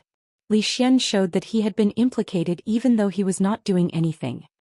He walked over and said discontentedly, "What do you mean by fooling around with me? I'm also sharing Uncle Emperor's worries. Think about it. If they could fly higher, wouldn't they be the best spies on the battlefield? How many soldiers, horses, provisions and fodder does the enemy have? How many routes they are divided into, how the terrain is and where the ambush is? Wouldn't it be clear at a glance?" In order to prove that he was not fooling around with him, Li Yi added, "Think about it. If our people fly above the enemy and throw down all the heavenly punishment they carry, what will happen?" In his lifetime, Li Xian's creation of the most primitive bomber was something to look forward to. As long as something beneficial to the country was mentioned, Her Royal Highness would immediately become serious. She looked at the guard who could already fly over the treetops thoughtfully. "Your Majesty, the envoy of the Qi Kingdom has recuperated in the office of the Grand Herald for a few days. After presenting the memorial, he is ready to leave the capital." Emperor Jing did not seem to hear Changda's words. He played with a clay pot without a fuse in his hand and said, "It's a pity that I didn't see the Jing Kingdom's soldiers defeat the Qi Kingdom's army with my own eyes." Subject Su's contributions in this battle cannot go unnoticed. He will be conferred the title of Great General who supports the kingdom. When the army returns, I will personally come out to welcome them and reward them. A rare smile appeared on Changda's dead face. This victory was of great significance to the Jing Kingdom. His Majesty's long-cherished wish was to make the Jing Kingdom stronger in his lifetime so that it would no longer be bullied by foreign countries. Now he had finally taken the most important step. With this battle, His Majesty's prestige would increase greatly. It would be enough to shut the mouths of countless people in the imperial court. Subject Yen reported today that the appearance of horseshoes has reduced the cost of horses by more than 60%. The Ministry of Justice has also submitted an official document, intending to vigorously implement the law of interrogation in Anxi County. If this law can be implemented in all counties, it will reduce many cruel officials. The Imperial Physicians Bureau has jointly submitted a petition to claim credit for Anxi County Lieutenant Li Yi. His cardiopulmonary resuscitation and suturing of wounds have made great contributions and can save countless lives. They are even more useful on the battlefield. In the battle with the Qi Kingdom, if not for his heavenly punishment, we would probably still have lost, let alone seize the city and expand the territory. Emperor Jing muttered to himself. One by one he was very familiar with the things that Li Yi had done in the past 6 months. I can see that he is an unexpected soldier. In terms of governing the country, most people in the imperial court are better than him. However, no one can replace what he can do. The smile on Changda's face deepened. He said, "Today is the 60th birthday of the old mistress of the Li family. That lazy boy can't wait to get as far away from the capital as possible. We must be careful that he doesn't run away." Emperor Jing smiled and said, "I am glad that I went to Qing'an Prefecture that time. Otherwise, how could I have gained so much? Father, father." A clear voice suddenly sounded from the door of the hall. A smiling figure ran in. The 2 guards behind her ran into the hall. They looked terrified and were about to kneel down to ask for forgiveness. Emperor Jing waved his hand and said, "That's enough. You can leave." Then he turned his head to look at the little girl in palace attire and asked, "Xianing, why are you free to come to father's place today?" "I just came to see father." The little girl giggled and skipped over.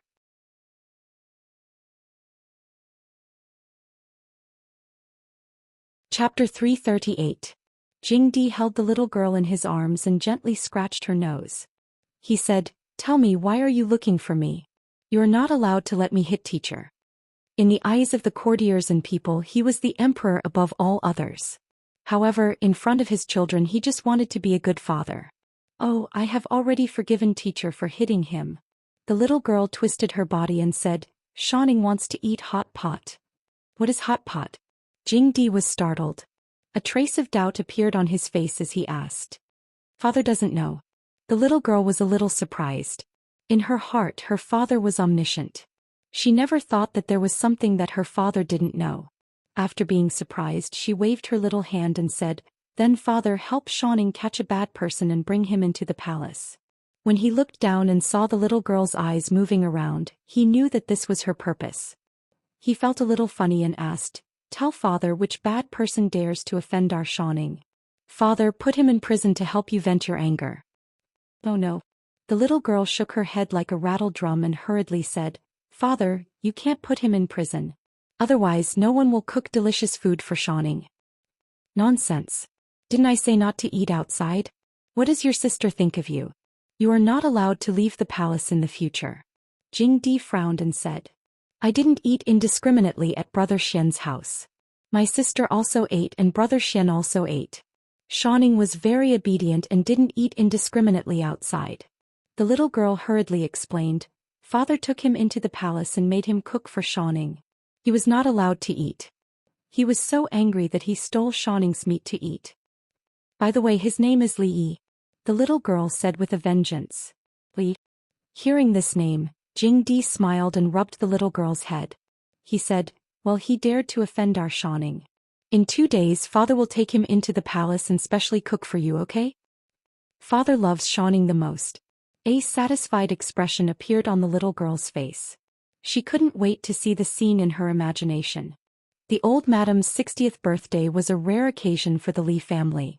The house was decorated with lanterns and streamers.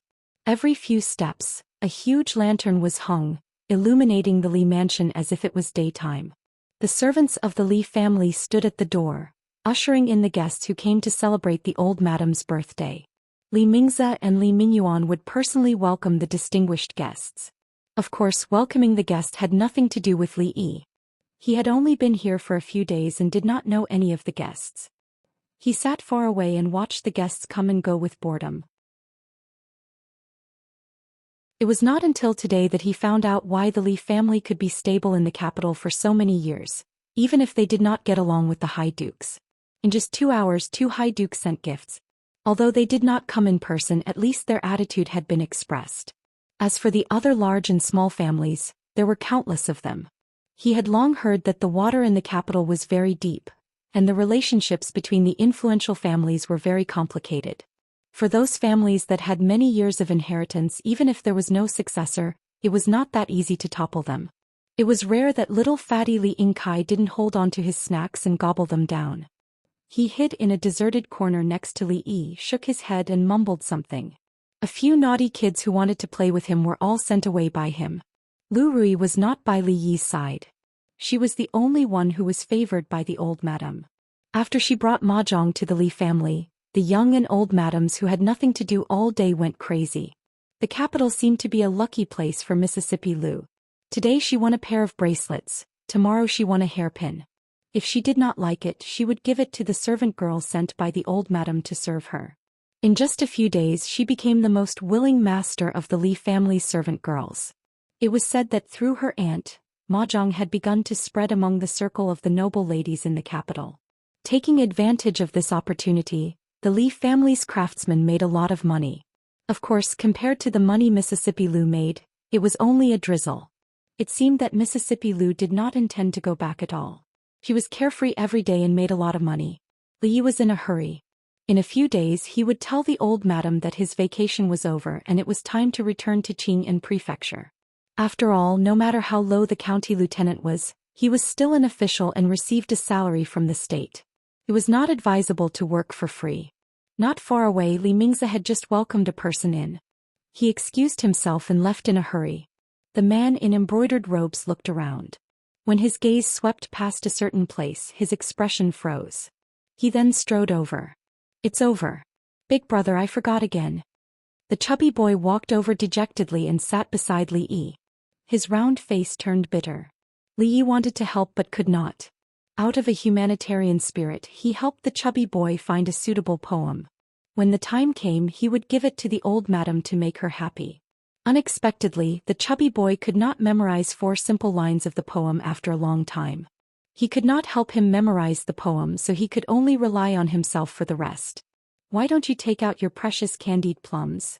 Li Yi suggested. If he really could not memorize it, he would have something he could take out and it would not be too embarrassing. "No, let me memorize a little more. I'm almost there." The chubby boy refused to admit defeat and quickly squatted in a corner to recite. "It's really you." A surprised voice came from the side. Li Yi turned his head and saw a middle-aged man in embroidered robes walking towards him. "Aren't you in Xianxia Prefecture? Why are you in the capital?" The man sat directly opposite Li Yi and asked in surprise. "You are the person who stole the plaque?" The middle-aged man looked familiar. Li Yi thought for a while and recalled his identity. "What do you mean by stealing the plaque?" The middle-aged man slammed the table and said, "Taking without asking is considered stealing, isn't it?" Li Yi replied indifferently. In his heart he was recalling what Professor Feng and Magistrate Dong had said to him that day. The man was a high-ranking official in the capital and seemed to be the assistant minister of the Ministry of Personnel. There were 2 assistant ministers in the Ministry of Personnel, and one of them was Li Mingze, his second uncle. This Sir Yen in front of him should be the right assistant minister of the Ministry of Personnel. Thinking about it this way, it was not surprising that he came to the old madam's birthday banquet. "Didn't I tell you when I took it?" Li Yi had nothing to say in response to the assistant minister's bold and confident words. "That was indeed not stealing but robbing. Why are you in the Li family?" "Oh right, your surname is also Li. Are you a distant relative of the Li family and are you here to celebrate the old madam's birthday? That can't be right. I've never heard of the Li family having any distant relatives in Xianxia Prefecture." The middle-aged man was obviously unwilling to argue with Li Yi about whether it was stealing or robbing. He looked him up and down and asked in confusion, "Xianxia Prefecture, your name is Li Yi." After looking Li Yi up and down, the middle-aged man suddenly realized something and revealed a surprised expression. "You are Li Minggen's son."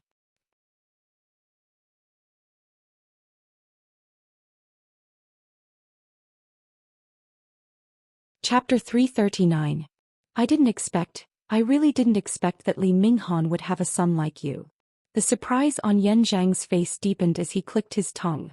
During the trip to Xianxia Prefecture, the young man in front of him had left a deep impression on him. It wasn't just because of his amazing attainments in calligraphy and painting. After that day, driven by curiosity, he learned more about him from his old friend Dong Wenyun. The author of The Teachings of the World was unparalleled in poetry. His line "Love the upper floors" made countless scholars blush and reformed torture methods. Of course, Yan Zhang still loved his semi-cursive script the most. He copied the 3 words on the plaque day and night and could now emit 80 to 90% of its charm. Last time he didn't ask Li Yi for advice because of his pride. After returning to the capital, he regretted his pride greatly. What was pride compared to the improvement of calligraphy? Yan Zhang hadn't expected to meet him again at the Li clan. His heart itched, and when he saw the wine cup on the table, his eyes lit up. He poured some wine into the cup and using a piece of paper as a pen, he wrote 3 words on the table with his finger. He raised his head to look at Li Yi and asked, "How is it?" Li Yi lowered his head and saw the 3 words, "County Magistrate Li," that hadn't dried yet. He wrote them in a natural and elegant manner, faintly resembling the style of the sage of calligraphy, Wang Shiji. Just from these 3 words, it could be seen that Assistant Minister Yan's calligraphy had reached a higher level. So. Li Yi gave a very pertinent evaluation. Wang Shiji's reputation as a sage of calligraphy was inseparable from decades of hard work. Just by copying the 3 words for a few days, he was able to learn half of its charm. The description, "so," was already a great compliment. Yan Zhang naturally understood this. The more he copied the 3 words, the more he understood the difference between him and the person who wrote it. He wouldn't use age to judge whether the young man in front of him had the qualifications to say these words. However, Yan Zhang understood this didn't mean that everyone understood. "So, you're so arrogant. Although Yan Zhang's calligraphy is not good, it's not something you can judge." A voice came from the side. It was an elegant man who looked at the words on the table. The elegant man walked around the table with his hands behind his back and said in surprise, "Long time no see. Brother Yan's semi-cursive script has become more refined. Did you steal another famous family's horizontal board and study it these days?" Yan Zhang was displeased. What did he mean by his calligraphy was not good? Although this guy came from a scholarly family, the Zhou family's calligraphy master was old Master Zhou, not Wuxia. Why was he so proud? Master Zhuo's calligraphy is upright and can be said to be the best in the Jing kingdom. Compared to him, my calligraphy is naturally not presentable. Since junior supervisor Zhou has inherited Master Zhuo's teachings, I naturally cannot compare to junior supervisor Zhou, Yan Zhang replied sarcastically. Master of Zhuo. Zitits was bite. On the surface, it was a compliment, but it was a sarcastic remark that Zhuo only relied on his father and didn't have any real talent. Although the two of them were family friends and were usually close friends, whenever they talked about something that they were good at, they would always mock each other a little. Zhuo looked at the table for a while with his hands behind his back. When the words on the table became blurred, he nodded and said, "Strange, strange. I haven't seen you for a few days, but you've made such great progress. Did you really get advice from a master or did you find a famous card?" Yan Zhang twitched the corner of his mouth and said, "Let's not talk about this for now. You keep saying that this young man is arrogant. Why don't you compete with him? You're also good at semi-cursive script. Write a few words on the table with your fingers. Let's see who the arrogant one is." Zhuo shook his head and said, "It's better to compete with you. But him? If people know, they'll say that I'm bullying the younger generation." Xiping Stone Scripture. Yan Zhang looked at him and said, "If you think your writing is better, I'll give you the Xiping Stone Scripture. If you lose, don't blame me for tearing down the horizontal board of the House of Zhuo tonight." Zhuo's eyes suddenly lit up and he said with uncertainty, "You mean the original post of the Xiping Stone Scripture? It's really with you." The Xiping Stone Scripture was the masterpiece of the creator of the flying white style, Kai Yong of the Eastern Han Dynasty. The original post was very valuable for collection and research. It would be a blessing to get it. As for the horizontal board of the House of Zhuo, he didn't worry about it at all. His calligraphy attainments were not great, but they could be described as minor achievements. How could he lose to a young man who was still wet behind the ears? Even if he started practicing since he was in his mother's womb, he couldn't beat him. What do you think? Do you dare? Yan Zhang looked at him and asked with a smile. Why not? Zhuo laughed and said, "It's rare for you to be so generous. How can I spoil your fun?" After that he dipped his finger in the wine. In a flash, the 4 big words, "happiness like the East Sea," appeared on the table. He wrote the words smoothly and continuously. Zhuo's calligraphy attainments could be remarkable if he could write with his finger dipped in wine. Ordinary people couldn't even write with a brush. "Come on, it's your turn." Yan Zhang didn't look at Zhuo's words at all.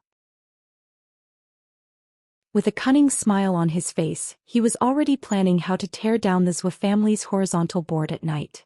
He hurriedly urged Li Yi. Zhuo wanted his Xiping Stone Scripture. It was impossible. It would be better if it was Elder Zhuo.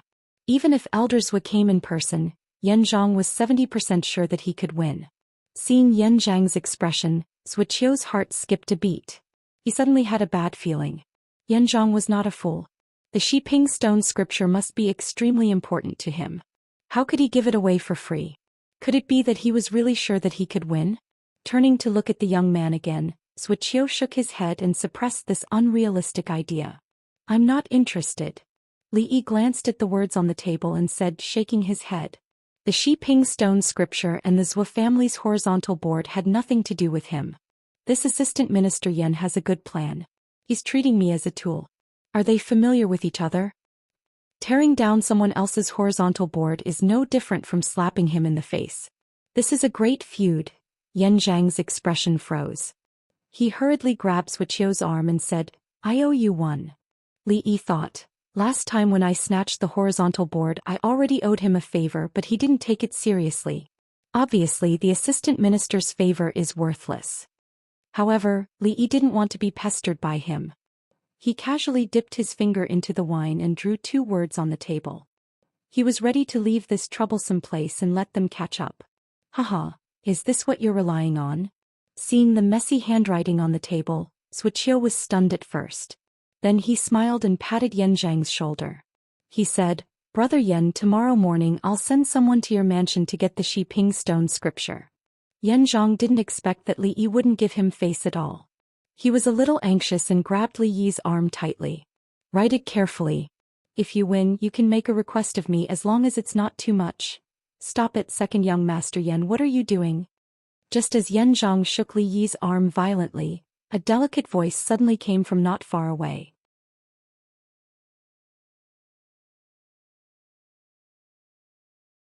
Chapter 340. The dignified Right Assistant Minister of the Ministry of Personnel could not help but shiver after hearing that voice. He hurriedly let go of Li Yi's shoulder and turned around to explain, No, nothing. The beautiful woman walked over quickly and asked Li Yi, what were you doing just now? Did he bully you? Sister-in-law, you misunderstood. Yan Zhang said bitterly. He was not afraid of his father or his eldest brother at home, but he was afraid of this tough sister-in-law. How could he dare to admit it now? No. Li Yi shook his head. He had only heard that his aunt's husband's surname was Yan, but he did not expect it to be this Yan family. The woman looked at Yan Zhang suspiciously and then said to Li Yi, In a quarter of an hour, bring Ying Kai to the hall to celebrate old madam's birthday with a few juniors. Got it. Li Yi nodded as he glanced at the little fatty who was still mumbling in the corner. Seeing his sister-in-law leave, Yan Zhang heaved a sigh of relief in his heart. He turned to look at Li Yi and said, Even if it's not for my sake, for the sake of sister-in-law, let that arrogant person know that there is always someone better out there. How about that? Li Yi thought for a moment. Looking at the almost dry handwriting on the table, he wet his fingertip and wrote longevity as long as the South Mountain, next to fortune as vast as the East Sea. He wiped his hands, walked to the little fatty and said, Let's go. How about it? Do you still want the accelerating peace stone scripture? Yan Zhang said proudly when he saw Zhou Xian staring at the handwriting on the table in a daze. Zhou Xian opened his mouth but could not say that he had won no matter what. The plaque on the Zhou family's gate was important, but so was his face. He wasn't shameless enough to say that he wasn't as skilled as others. I lost. This young man. Where did you find him? Zhou Xian sighed and looked up at him. Under the temptation of the accelerating peace stone scripture, his normal thinking ability had been affected. After so many years of dealing with Yan Zhang, he should have known that a cunning man like Yan Zhang would not make a losing deal. He knew from the beginning that he would win, so he deliberately used the accelerating peace stone scripture to provoke him. His purpose had always been to get the plaque on the Zhou family's gate. Yan Zhang said jokingly, That's none of your business. I just want to ask you one question. Do you still mean what you said just now? Of course. Zhou Xian secretly cursed the old fox in his heart. Just now he had taken advantage of his contempt for the young man. Who would have thought that an inexperienced boy could write such a beautiful semi-cursive script? The plaque on the gate of the Zhou family is right there. If you have the ability, come and get it. Zhou Xian left as if he was escaping after saying that. Yan Zhang carefully thought about what Zhou Xian said just now. What did Zhou Xian mean by, take it if you can? Without his permission, the old master of the Zhou family would not let him off. Yan Zhang carefully thought about what he just said. What did he mean by, take it if you can? Without his permission, Grandpa Zhou wouldn't let him off the hook if he took the plaque off the Zhou's gate. There were actually many people in the younger generation of the Li family, including the collateral branches. However, Li Yi did not know any of them except for the little fatty. Grandma, I wish you happiness as boundless as the East Sea and longevity as the pine tree in Nanshan. This is my congratulatory gift to you. Grandma, I wish you happiness as boundless as the East Sea and longevity as the pine tree in Nanshan. This is my congratulatory gift to you. The younger generation stood respectfully at the bottom of the hall according to the order. They repeated the same congratulatory words over and over again.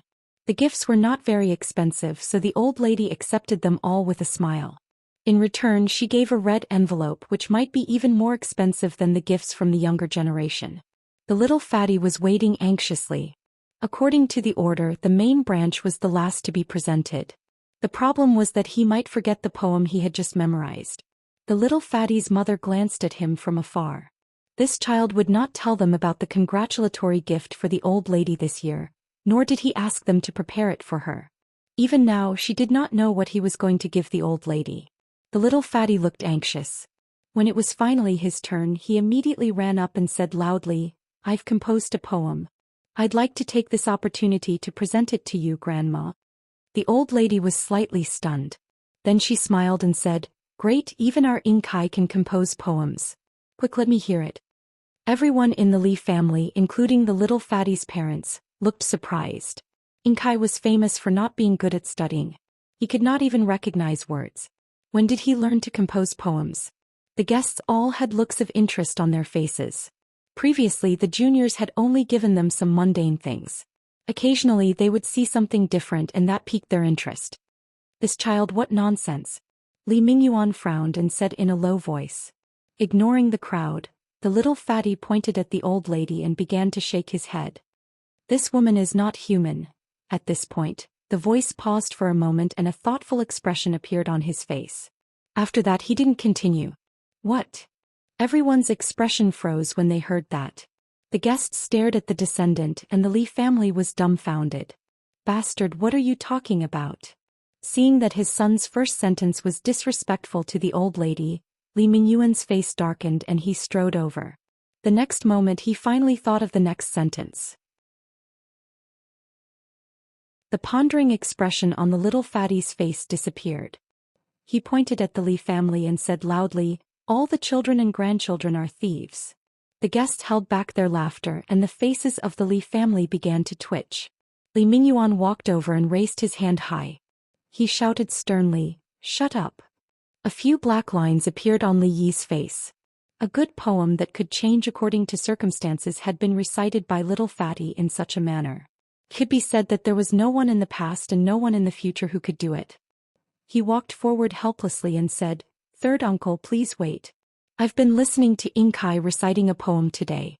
The whole poem is this woman is not human, a fairy from the 9 heavens descending to the mortal world. All the children and grandchildren are thieves, stealing the immortal peaches and longevity for their loved ones." I think he must have been too nervous just now and memorized the wrong sequence. "Yes, that's it. That's it." The little fatty hid behind Li Yi and went down the slope. A fairy from the 9 heavens descending to the mortal world, stealing the immortal peaches and longevity for their loved ones. What a changing poem. Wonderful, wonderful. To be able to write such a poem, he must have some talent. The poem is plain and simple. It's not strange to say that it was written by a child. Everyone present was a high-ranking official and had received higher education. After understanding it, they looked at the little fatty and started chatting with a smile. Li Mingyuan looked at his son with a face full of doubt. He knew his son very well. It was already a miracle that he could write the 4 lines of the poem without a single mistake, let alone composing a poem. Could it be that this child had been hiding his talent all this while? The old mistress was very happy and praised the little fatty. She picked an expensive gift from the pile of congratulatory gifts and gave it to him on the spot. The little fatty hugged the gift and returned with a smile. According to the order, after the little fatty was second uncle's son, Xianxia followed by Li Yi. Other than the mutation caused by the little fatty, the Li family's genes were pretty good. A handsome young man took an item from second Aunt Fong and walked to the old mistress. He smiled and said, "This is Zhao Chun's longevity painting. It's my congratulatory gift to Grandma. I wish Grandma a long and happy life." It's Zhao Chun's longevity painting. It's said that he needs half a year to complete one. It's not easy to get it without 1,000 taels of silver. Although Zhao Chun is young, he's quite talented in calligraphy. Many young people like his calligraphy. He's quite thoughtful to get Zhao Chun's longevity painting. As the crowd discussed, the old mistress accepted the gift with a smile and opened it in front of everyone. Immediately, several people surrounded it. Longevity painting? Li Yi frowned slightly and pondered.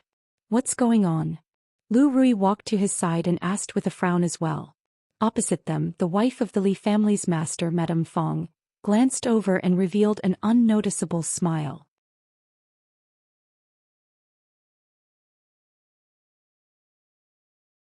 Chapter 341. Second brother, why did you get the longevity painting too? The little fatty had almost been put on the spot. After retreating, he stood obediently by his parents' side. When he saw his second brother presenting the congratulatory gift to his grandmother, he scratched his head and said with some doubt, "What's the matter? What do you mean? Who else gave the longevity painting to?" Li Mingyuan was still wondering if his son was really hiding his talent so well that even he as his father could not see through it. When he heard his son's soft murmur, he subconsciously asked. The little fatty scratched his head and said, "Big brother too. I saw him preparing the gift in his room 2 days ago. I think he said it was something called the longevity painting too." "Really?" the little fatty's mother asked in surprise. The biggest taboo when giving a gift was to be exactly the same as someone else's, especially when it was inferior to others. It would definitely be embarrassing in front of so many guests. It was the same longevity painting, but the famous scholar Zhou Xian's work was far superior to others. When the two of them presented their gifts one after another, everyone would naturally compare them. At that time, one of them would definitely look bad. It's true. If you don't believe me, you can ask second aunt. She even asked me that day. The little fatty patted his chest and said, "Second sister-in-law?" The Yun matriarch raised her head and looked at Madame Fong, who was standing not far away. He immediately understood. She was purposely trying to embarrass Big Brother's child in front of so many people. However, although he despised her method of using such a method to make things difficult for her own family, it was her freedom to give whatever gift she wanted. It was not good to criticize her. "What should we do?" Lu Rui stood beside Li Yi and asked softly. "What do you mean, what should we do? He gave it to him and I gave it to me. We'll do what we have to do," replied Li Yi. He glanced at Madame Fong. He did not expect her to be so narrow-minded. How could she do something like this? The little fatty was heartless, and it would be easy for her to get information out of him. Rui already knew what gift Li Yi was going to give to old mistress. Hearing the words of the people around him, he roughly knew that the longevity painting that was presented just now should be quite precious. If Li Yi were to present his own, it would definitely be inferior. "Why don't you give me this sword?"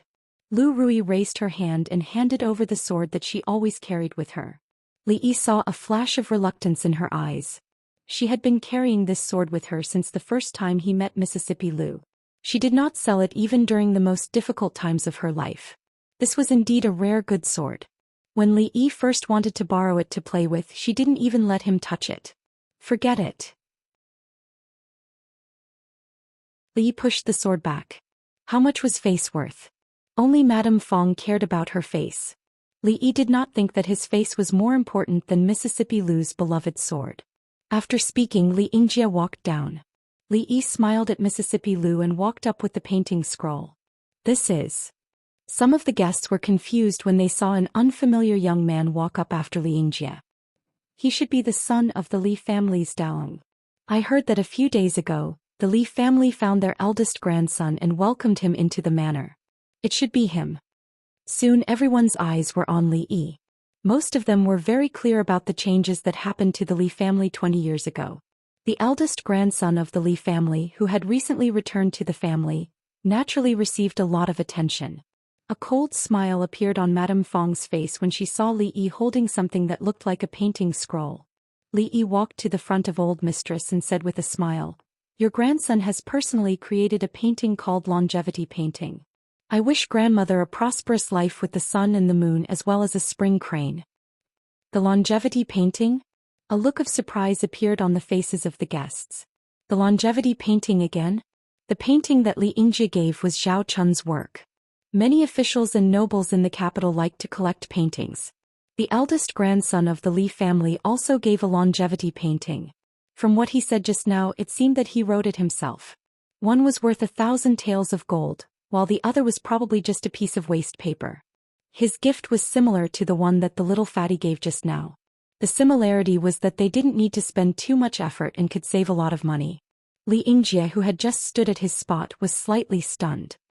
He turned around to look at his mother and then at his brother, whom he was not very familiar with. His expression was a little dazed. Good. Old Madame Fong looked at him kindly and did not show any other expression because of the words, longevity painting. She smiled and said, "Thank you, Since I have accepted the longevity painting, I will give this night a Mingzu to you. Old Madame Fong did not open it in front of Li Yi. She handed the painting scroll to a servant girl and personally picked out a brocade box from the pile of gifts. She placed it in Li Yi's hands with a smile. All the guests, including the Li family members present, were stunned. In terms of value, the picture of 10,000 years was probably the least valuable of all the gifts tonight. However, the old madame's gift in return was the most valuable. Not to mention Li Yingjie, who had also given a picture of 10,000 years. Even the gift she gave to little Fatty just now was far from comparable. Old Madame Fong's action caused everyone to look at Li Yi in a different light. Old Madame Fong was at least half the reason why the Li family was able to survive for so many years. Under such an occasion, she naturally would not do anything unnecessary. There must be a deeper meaning behind her action. Madame Fong's face was so gloomy that it was about to drip water. She didn't think that the old madam would protect him to such an extent that she would casually give the jade bracelet that had been passed down in the family to an outsider. They were both longevity painting, but the one that her son gave was thousands of times more precious than his, yet the effect was completely opposite. Did the old madam really think that way? In the next moment, Madame Fong's dark expression disappeared and she immediately put on a smile. She walked up and said, "Since this is old Madame Fong's gift in return, you must put it away carefully. If I had known that nephew's gift was also longevity painting, I would have asked Yingjie to prepare something else. Speaking of which, nephew is considerate. Although Zhao Chun's longevity painting is good, he is an outsider. How can it be as precious as a family member's gift?" Madame Fong smiled and walked to the servant girl's side. She took the painting scroll from her hands and praised, "Yingjie has never had the heart to study since he was young. Nephew has indeed inherited eldest brother's talent. I believe this longevity painting will not be bad. Why don't you open it and take a look to make old Madame Fong happy?" As she spoke, she opened the painting scroll and placed it on the table beside her. Old Madame Fong frowned. She wanted to stop her, but it was too late. The guests nearby quickly surrounded them.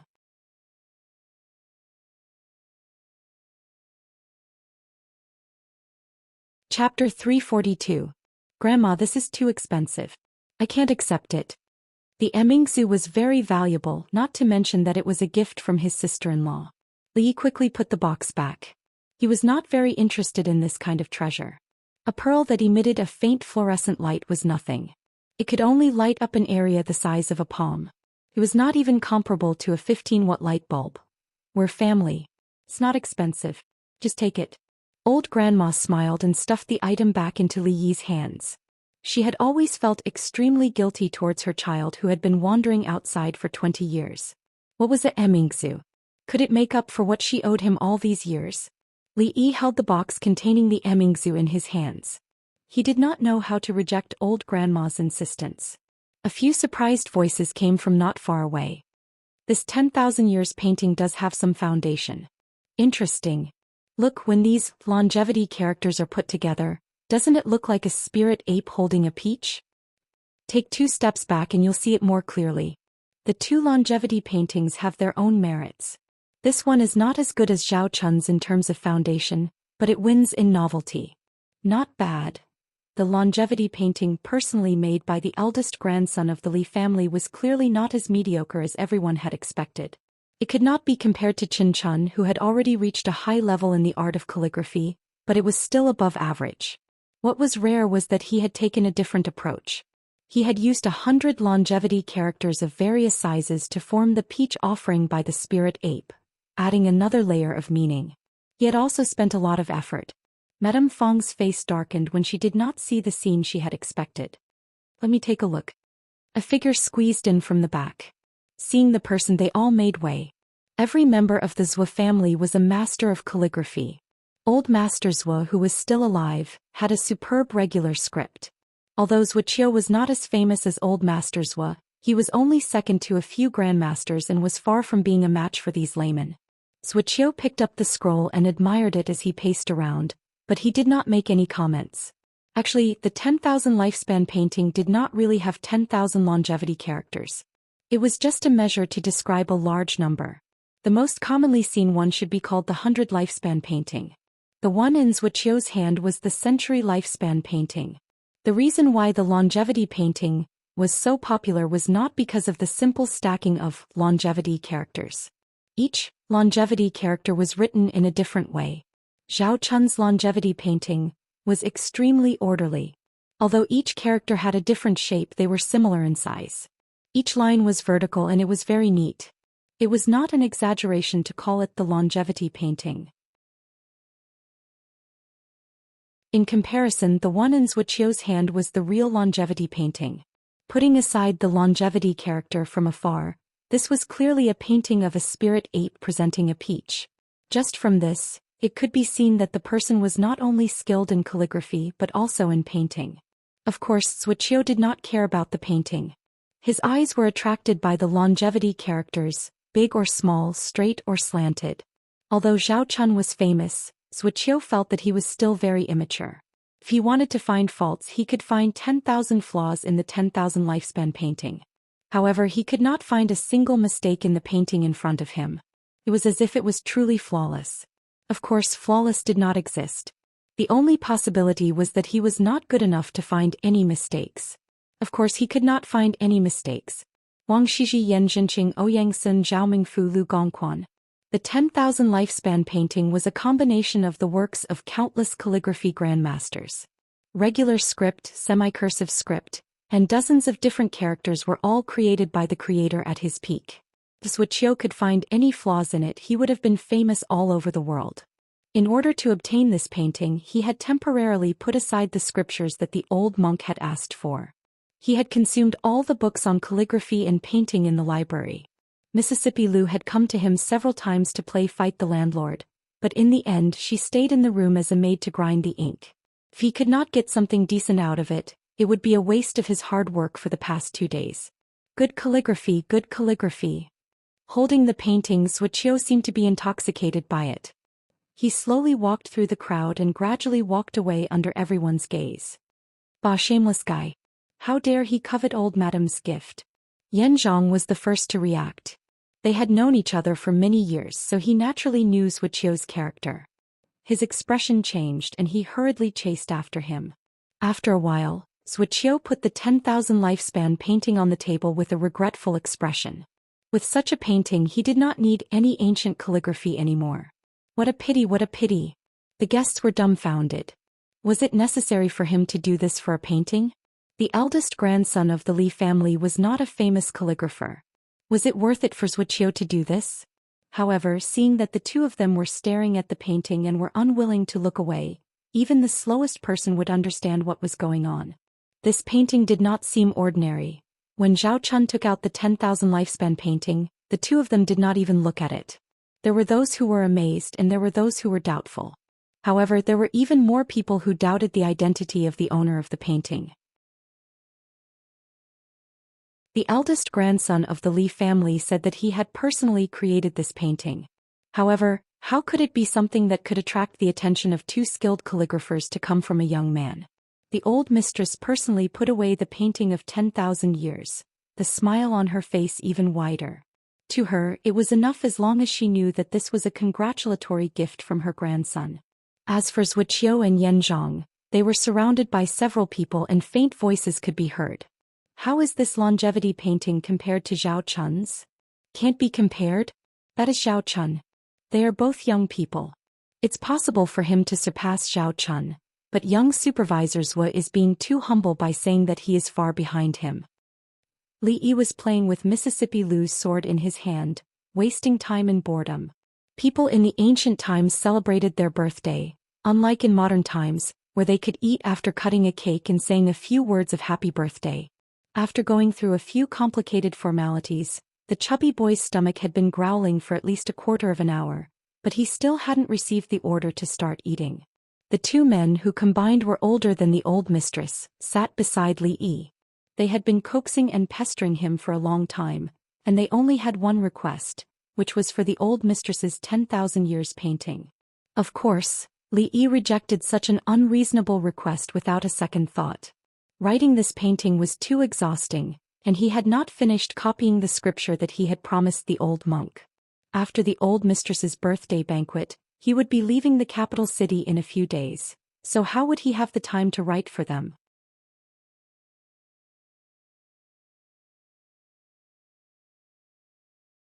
Chapter 343. Vice Supervisor Zhou and Assistant Minister Yan said that Zhao Chun's longevity painting couldn't be compared to the painting of the young master of the Li family. Moreover, the other party is a few years younger than Zhao Chun. Could it be that the Li family really has a monster in this generation? The guests were all amazed when they talked about what had just happened. Zhao Chun was successful at a young age. Although he didn't have any dazzling achievements in the imperial examinations, his calligraphy and painting were top-notch. He was famous in the capital and left his peers far behind. Of course, Zhao Chun was still too young and inexperienced, so he couldn't be compared to real masters like Wuxia and Yanzhang. However, an even younger talent had surpassed Zhao Chun in calligraphy and made Wuxia admit that he was not as good as him. Other than a monster, no one knew what else to describe him. It was actually a good thing for a big family to have such a monster. It would be of great help to the spread of fame and the continuation of the family.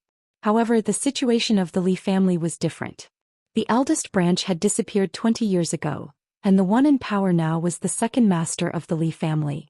If the younger generation of the Li family was as mediocre as before, the position of the head of the family would still be passed to the eldest son of the second branch even if the family declined. At such a critical moment, the eldest grandson of the Li family, who could be called a monster, had returned. The attitude of the old mistress was unclear. Who would be the next head of the family? Of course, these were not things that they should worry about. Anyone with a sharp mind would be able to tell from the gloomy expression of the matriarch's wife that there was an undercurrent beneath the calm. The Li family had already declined and the Feng family wasn't easy to get along with. No one knew how they would settle this family matter. Li Yi wasn't too interested in whether or not there was an undercurrent. At this moment he was thinking about something else. He had made an agreement with the old monk that after the old woman's birthday, someone from the cold mountain temple would go down the mountain to get the scriptures. Xuanzang had gone through 81 difficulties and traveled thousands of miles in order to get the scriptures. He had suffered a lot and suffered a lot. He had been put in a steamer by various fairies and was almost steamed into a bun. Only then did he succeed. The old monk had only been delayed for a few days. It was too easy to get the scriptures. The capital was a place where anything could happen. Just as Li Yi was hesitating about how many days he should drag things out, a huge bald head appeared in his line of sight. At the same time, the surrounding guests also felt that their surroundings seemed to have brightened up. That is, Grandmaster Tan Yin. That's Grandmaster Tan Yin. Why is Master Tan Yin here? Could it be that he is also here to celebrate the old madam's birthday?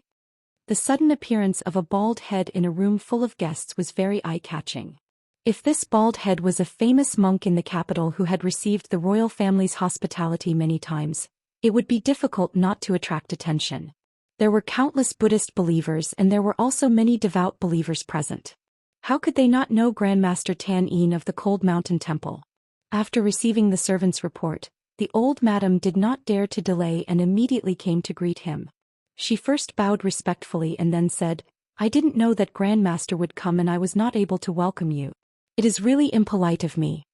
At this time, Li Mingzi, the master of the Li family, could only stand aside and did not have the right to speak. The old monk had his trademark smile on his face and said, "Madam, you don't have to be so courteous. I have come specially to celebrate your birthday. I don't have anything valuable on me, so I have a small gift. A handwritten copy of the Diamond Sutra is for you." A little monk behind him immediately handed over a simple wooden box. Grandmaster Tan Yin presented it with both hands and personally handed it to the old madam. Not to mention the guests, even the people of the Li clan were flabbergasted when they saw this scene. Grandmaster Tan Yin was a famous monk who usually meditated on Zen and Taoism. It was extremely difficult for ordinary people to meet him. Even the nobles of the royal family had to make an appointment in advance if they wanted to see him. In comparison, the small Li family was really not worth mentioning. But it was such a small Li family that Grandmaster Tan Yin came in person just to celebrate the old madam's birthday. Who dared to say that Grandmaster Tan Yin's handwritten sutra was a small gift? It was a small family. They might even treat it as a family heirloom. "Grandmaster, quickly take a seat." The old madam was also shocked and surprised. She did not dare to be negligent and personally led the old monk to the main seat. The old monk insisted on only sitting next to the old madam. Li Mingyuan tactfully sat at another table. The guests couldn't help glancing over. Except for the Empress Dowager's birthday, Grandmaster Tan Yin was invited. They had never heard of him celebrating anyone's birthday. What did the Li family do? Moreover, it seemed that the Grandmaster had great kindness to the Li family. Although Buddhism never participated in secular affairs, no one would ever look down on them because of this. When the news that Grandmaster Tan Yin had personally celebrated the old madam of the Li family's birthday spread out tomorrow, it would definitely cause a stir in the capital. After Grandmaster Tan Yin took his seat, Li Mingze immediately ordered the servants behind him, "Hurry up and change all the dishes on this table to vegetarian dishes." "There's no need." Grandmaster Tan Yin smiled and said, "Today is the old madam's birthday. This old monk will send a small gift and meet my young friend. I'll be leaving soon." "Young friend?" Li Mingze's expression froze. Everyone at the banquet had a puzzled look on their faces. The old monk stood up and gestured for the old madam to ignore him. He walked straight in a certain direction. How could the crowd really ignore him? They all looked in that direction. "Don't be impulsive. Now is not the time." Li Yi hugged Mississippi Lu's sword and refused to let go. If she ran to the old monk to learn martial arts now, the old madam's 60th birthday would be ruined. "Young friend Li Yi, this old monk came uninvited. I hope you don't blame me." Under everyone's gaze, the old monk walked over slowly and said with a smile. The young novice monk who was following behind the old monk looked up and saw the beautiful woman in front of him. His face suddenly turned pale and a little panic appeared on his face. He hurriedly stood to the other side. "I haven't seen you for a long time, master. You're still as elegant as ever." Li Yi thought about the scripture and said something carelessly. He thought to himself that this old monk was an eminent monk. Why didn't he have any calmness? Wasn't there still 2 days before the deadline to hand in the manuscript? The scripture hasn't been copied yet. "There's no need to worry, master. I'll send someone to deliver it to the temple when the time comes." The old monk smiled and said, "This matter is not urgent. This old monk just feels that young friend has a deep affinity with Buddhism. If there's a chance, it would be interesting to debate with you about Buddhism. Although the Cold Mountain Temple is small, there will always be a place for you."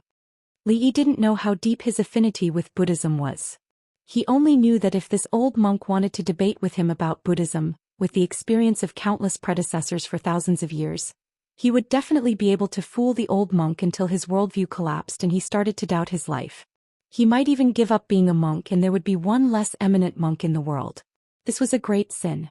No matter how many pagodas he built, it would not be enough to repay the debt. It was better not to do such a sin. Buddhism can't be debated. In terms of Buddhism, master should find other eminent monks. Li Yi always felt that this old monk also wanted to trick him into becoming a monk. He was too bold.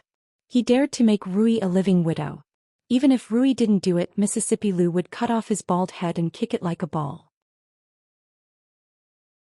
When Li Yi and the old monk were discussing whether he had a fate with Buddhism, he didn't realize that the atmosphere around them had become a little strange. Just now he was still curious why Master Tan Yin would personally come to Madame Dowager's birthday with his identity. Now that he saw the master and the young man talking happily, how could he not understand that the two should have known each other for a long time? Madame Dowager celebrated her birthday every year. Why didn't he come even once? It was true that he came to celebrate Madame Dowager's birthday, but his main purpose was probably that young man. Didn't he see that the master just exchanged a few words with Madame Dowager and walked straight over there? He was probably the only person in the entire capital, or even the entire Jing kingdom, who could be called a little friend by Master Tan Yin. Who exactly was the eldest grandson of the Li family? First he used the longevity painting to suppress Zhou Xian, and then he made Master Tan Yin lower himself to attend his birthday. Was this really the child of the Li family who had been living outside for 20 years? As the master of the Li family, Li Mingze was at a loss in the face of such a situation. If he neglected Master Tan Yin, it would be bad for the Li family's reputation. However, the master walked over on his own. Did he have to invite him back? At this moment Madame Dowager said, "Go and invite her and the master over." Master Tan Yin was of noble status. No matter what the master thought, as a member of the Li family, it was not good to neglect him. Looking at Li Mingze getting up and walking over, Madame Fong lowered her head and clenched her fists tightly, gritting her teeth so hard that they were about to break. She originally wanted to borrow Zhao Chun's longevity painting to make him a joke at Madame Dowager's birthday banquet, but she did not expect that it would become a stepping stone for him to become famous. It turned out to be a clumsy move, causing more people to notice him. Monk Tan Yin's appearance pushed everyone's attention to him to a new peak. If this continued, even her stubborn husband would think that he was the most suitable candidate to be the next master of the Li family. Madame Fong's face was gloomy. The current master of the Li family was her husband, and the future master of the Li family would definitely be her son. No one could take him away. Not to mention Li Minggen's son. Even if Li Minghan came back to life, he could forget about it. I appreciate Assistant Minister Li's kindness. I've already delivered the gift, so I won't stay any longer. I'll take my leave now. There's no need to send me off. The old monk left with the little monk. Under everyone's gaze, he was extremely high profile. He wasn't as quiet as when he came. Come with me. Monk Tan Yin left, but Li Mingzi did not intend to let Li Yi stay here any longer. He and Madame Dowager still had a lot of questions about Monk Tan Yin. Rui, come with me. Li Yi grabbed Miss Lu's arm and decided to take her with him. He didn't want her to keep staring at the direction of the old monk. He was afraid that once he turned around, she would chase after him with her sword and fight with the old monk for 300 rounds in the name of learning kung fu. Li Mingzi did not say anything about this. Madame Dowager liked Mississippi Lu very much. Madame Dowager would only be happy if she went with him. The little fatty looked at Li Yi enviously. Those sitting there were all his elders. If he sat there, he could be the first to eat. Originally, he wanted to sit in the corner peacefully, but after being disturbed by the old monk and seeing the expressions on everyone's faces, Li Yi knew that he couldn't sit still even if he wanted to. Little Yi, what's going on between you and Master Tan Yin? Sure enough, as soon as he sat down, his aunt asked with a face full of gossip. Li Yi was depressed. This question was very unprofessional. What could happen between him and an old monk? He said helplessly, nothing much. Last time when I went to Cold Mountain Temple with Grandma, I happened to meet Master Tan Yin. We chatted for a while, but we're not very familiar. I don't know why he came to our house. It was not convenient to tell them about the scriptures, so Li Yi could only say so. Is that really the case? The beautiful woman's face was full of disbelief. Thinking back to the situation just now, the two of them could not have just chatted. Li Yi nodded and said, that's how masters are. They like to pay attention to fate. Master Tan Yin once said that I have fate with Buddhism. Maybe it's because of this. The beautiful woman frowned and said, what fate with Buddhism? Big brother only has one son, so we can't cut off the line. Even Master Tan Yin can't do that. You should go to the temple less in the future. Your second uncle will soon transfer you to the capital, and the family has already sent someone to pick up your wife. She's already 20 years old and she doesn't even have a child. This matter has to be settled quickly. Hearing Li Yi's words, Madame Fong's heart moved. She looked up and said, you can't say that. To be able to have fate with Master Tan Yin is a blessing that can't be cultivated for several lifetimes. Nephew, you have to seize this opportunity. This is also beneficial to our Li family. Madame Fong looked like she was thinking of the Li family. In her heart, she hoped that Li Yi would stay in the temple and not come back. The Li family would not let a monk be the family head. What? Li Yi ignored Madame Fong's words. The family had sent someone to Qing'an Prefecture to pick up Rui. When did this happen? How come he didn't know? If Rui came to the capital, what was the point of him going back? Was he going to live with Rui? Aunt Li Anrong looked at Li Yi and said reproachfully, look at you. As a granddaughter-in-law, how can I not come for the old madam's 60th birthday?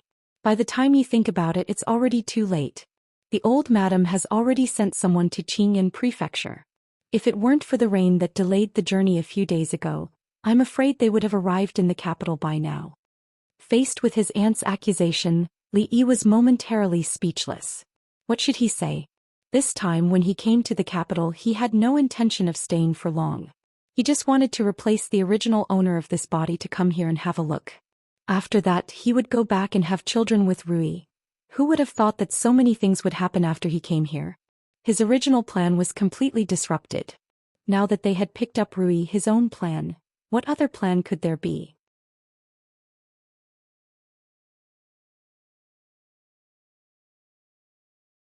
Chapter 344. Master Tan Yin's Dharma is profound. Even Empress Dowager praises him. You must not be disrespectful to him in the future. The old grandma warned Li Yi. A monk's behavior couldn't be judged by common sense. It was a blessing for the Li family that Master Tan Yin was willing to condescend to be friends with his son. He couldn't be arrogant because of this. Otherwise he would be criticized by all his followers. Li Yi could only nod in agreement. The old grandma's words were a little late. She had already been disrespectful. Moreover, Master Tan Yin, who was profound in Dharma, wasn't really above the mortal world. He ate, drank and pooped like ordinary people. He was just a little smarter and knew how to recite scriptures better than ordinary people. He also had desires. He hadn't finished copying the scriptures he had promised. The old monk wouldn't care about the issue of disrespect. After all, it was not a bad thing to be on good terms with Master Tan Yin. The guests were still present. The old grandma didn't continue to pester them on this matter. The necessary procedures had been completed. It was time to eat. More. Look at how thin you are. The old grandma put food into Mississippi Lou's bowl for her. In the entire Li family, she was the only one who had such an honor. Except for Rui, the table was full of elders. The atmosphere was dull. It was better to sit with the little fatty. It was free and lively. She only took 2 mouthfuls of food on the plate in front of her. A steward of the Li family hurried over and whispered a few words in second Uncle Li Ming's ear. The Crown Prince of Prince Ning sent someone to congratulate the old grandma on her birthday? Li Mingzi stood up from his seat looking surprised. Cough. Li Yi almost spat out a mouthful of tea. He also choked. He turned around and coughed hard. What Crown Prince? The old grandma put down her chopsticks and asked. Li Mingzi's face was full of confusion. He said, the Crown Prince of Prince Ning, the supervisor of Jiangyi province appointed by His Majesty a few days ago. He sent someone to congratulate you. The guests at the next table stopped what they were doing. Ning Wang was the younger brother of the current emperor and the most powerful Wang Yi in the Jing kingdom. His fief was only slightly inferior to the capital, Qing'an-fu. It was enough to show how much importance the emperor placed on him. A few days ago, the Crown Prince of Ning Wang had married the daughter of the Wang family as his consort. The Wang family had been around for hundreds of years, and had gone through many dynasties to remain standing. They had a deep foundation and were one of the most powerful and wealthy families in the entire Jing country. With such a background, the Crown Prince had actually sent someone to celebrate the birthday of the old woman of the Li family? Could it be that the Li family and Ning Wangfu also had relations? Everyone had their own guesses, but they didn't know that the head of the Li family, Li Mingzi, was also full of doubts. He didn't dare to delay and personally went out to welcome them. A few black lines appeared on Li Yi's forehead. What was this fellow Li Xian trying to do? Did he think that this old man's birthday wasn't big enough? The only good thing was that he didn't come in person. Otherwise, he didn't know how many more interrogations he would have to face after the birthday. The Crown Prince's mansion sent a steward, which could be considered as giving enough face to the Li family. Many people were wondering who he was and why Li Mingzi had to personally welcome him. Just when the steward's attitude was obviously respectful, news came from the other side. It's the Crown Prince of Prince Ning. How could the Li family? Although the Crown Prince of Prince Ning had not been in the public sight for long, the things related to him had left a deep impression on everyone. He married the daughter of the Wang family, was appointed as the supervisor of Jiangyi province, and accused Qin Yu of favoritism, causing him to be banished to another province. Next, the Crown Prince's mansion sent someone to celebrate the old lady's birthday. They thought they knew the Li family very well, but today they realized that the Li family seemed to be far more mysterious than they showed. The guests from the Crown Prince's mansion hadn't sat down yet when the Li family's steward walked over in a daze. He looked at Li Mingzi with a stupefied expression. Head of the family, Princess Yongla, the people from the princess's mansion. Bang. Li Mingzi was shocked and countless chopsticks around him fell to the ground. Princess Yongla, the only daughter of the emperor and the queen, the eldest princess of the Jing kingdom, had been doted on since she was a child. She was the only princess who didn't get married after she came of age and stayed in the palace. She was a real member of the royal family. Was this still the Li family that they knew was declining? Even when the Li family was at its peak, it didn't have such a great reputation. Li Yi put down his chopsticks and covered his face with his hands. Finally, he figured out what the strange smiles on their faces meant when they parted. Li Yi had mixed feelings. The princess said she had a way to solve the problem the Li family was facing. She promised that after Li Yi left, no one would dare to make trouble for the Li family. Was this the way? The Li family's trouble was much smaller. The crown prince and the princess sent gifts on the birthday of the old Li family, which was a very obvious signal for outsiders. The Li family was protected by the crown prince and the princess. Whoever wanted to make trouble for the Li family had to think about whether they could afford to offend such a powerful force at the same time. After the birthday banquet, the task of explaining to the whole family fell on him. The people from the crown prince's mansion and the princess's mansion came together. Even the old grandma couldn't sit still. When did the Li family have a relationship with them? Not only the guests were curious, but even the old grandma was very curious. This shocked them even more than Master Tan. You two, I wonder if the crown prince and the princess. The two people from the crown prince's mansion and the princess's mansion obviously had an appointment. Li Mingzi looked at them, but he was interrupted by the young man from the princess's mansion before he could finish his words. We're just following orders. The two princes have told us not to disturb the old grandma's birthday banquet. Assistant Minister Li and the old grandma don't need to mind us. The confusion and surprise in Li Mingzi's heart were about to reach the peak. Master Tan, the crown prince of Prince Ning and Princess Yonghua, these three people had no connection with the Li family, but they all appeared tonight. What's more, they acted in unison. They only sent gifts and told him not to mind. How could he not mind? Among these people, which one of them could be offended by the Li family? Li, can I have a word with you? Just when Li Mingzi was at a loss, he saw the man from the princess's mansion step forward and speak to a young man behind the crowd. Li Mingzi looked back at Li Yi, then at the two people in front of him. After a short moment of surprise, a trace of understanding suddenly appeared on his face. Second uncle, grandma, I'm leaving for a while, Li Yi said awkwardly and walked towards a secluded corner. The steward of the crown prince's mansion and the man from the princess's mansion all followed. There are still many things we don't know about him, the old grandma murmured as she watched the three people leave. Seeing this scene, everything that happened tonight could be explained. Master Tan, the crown prince of Prince Ning and Princess Yonghua. These people clearly had no connection with the Li family. Why did they appear at her birthday banquet? She knew too little about this grandson whom she had met for the first time in 20 years. You're tuning in to the Zhou Xian's Legacy YouTube channel. Don't forget to subscribe and join us on this journey to catch the most captivating stories.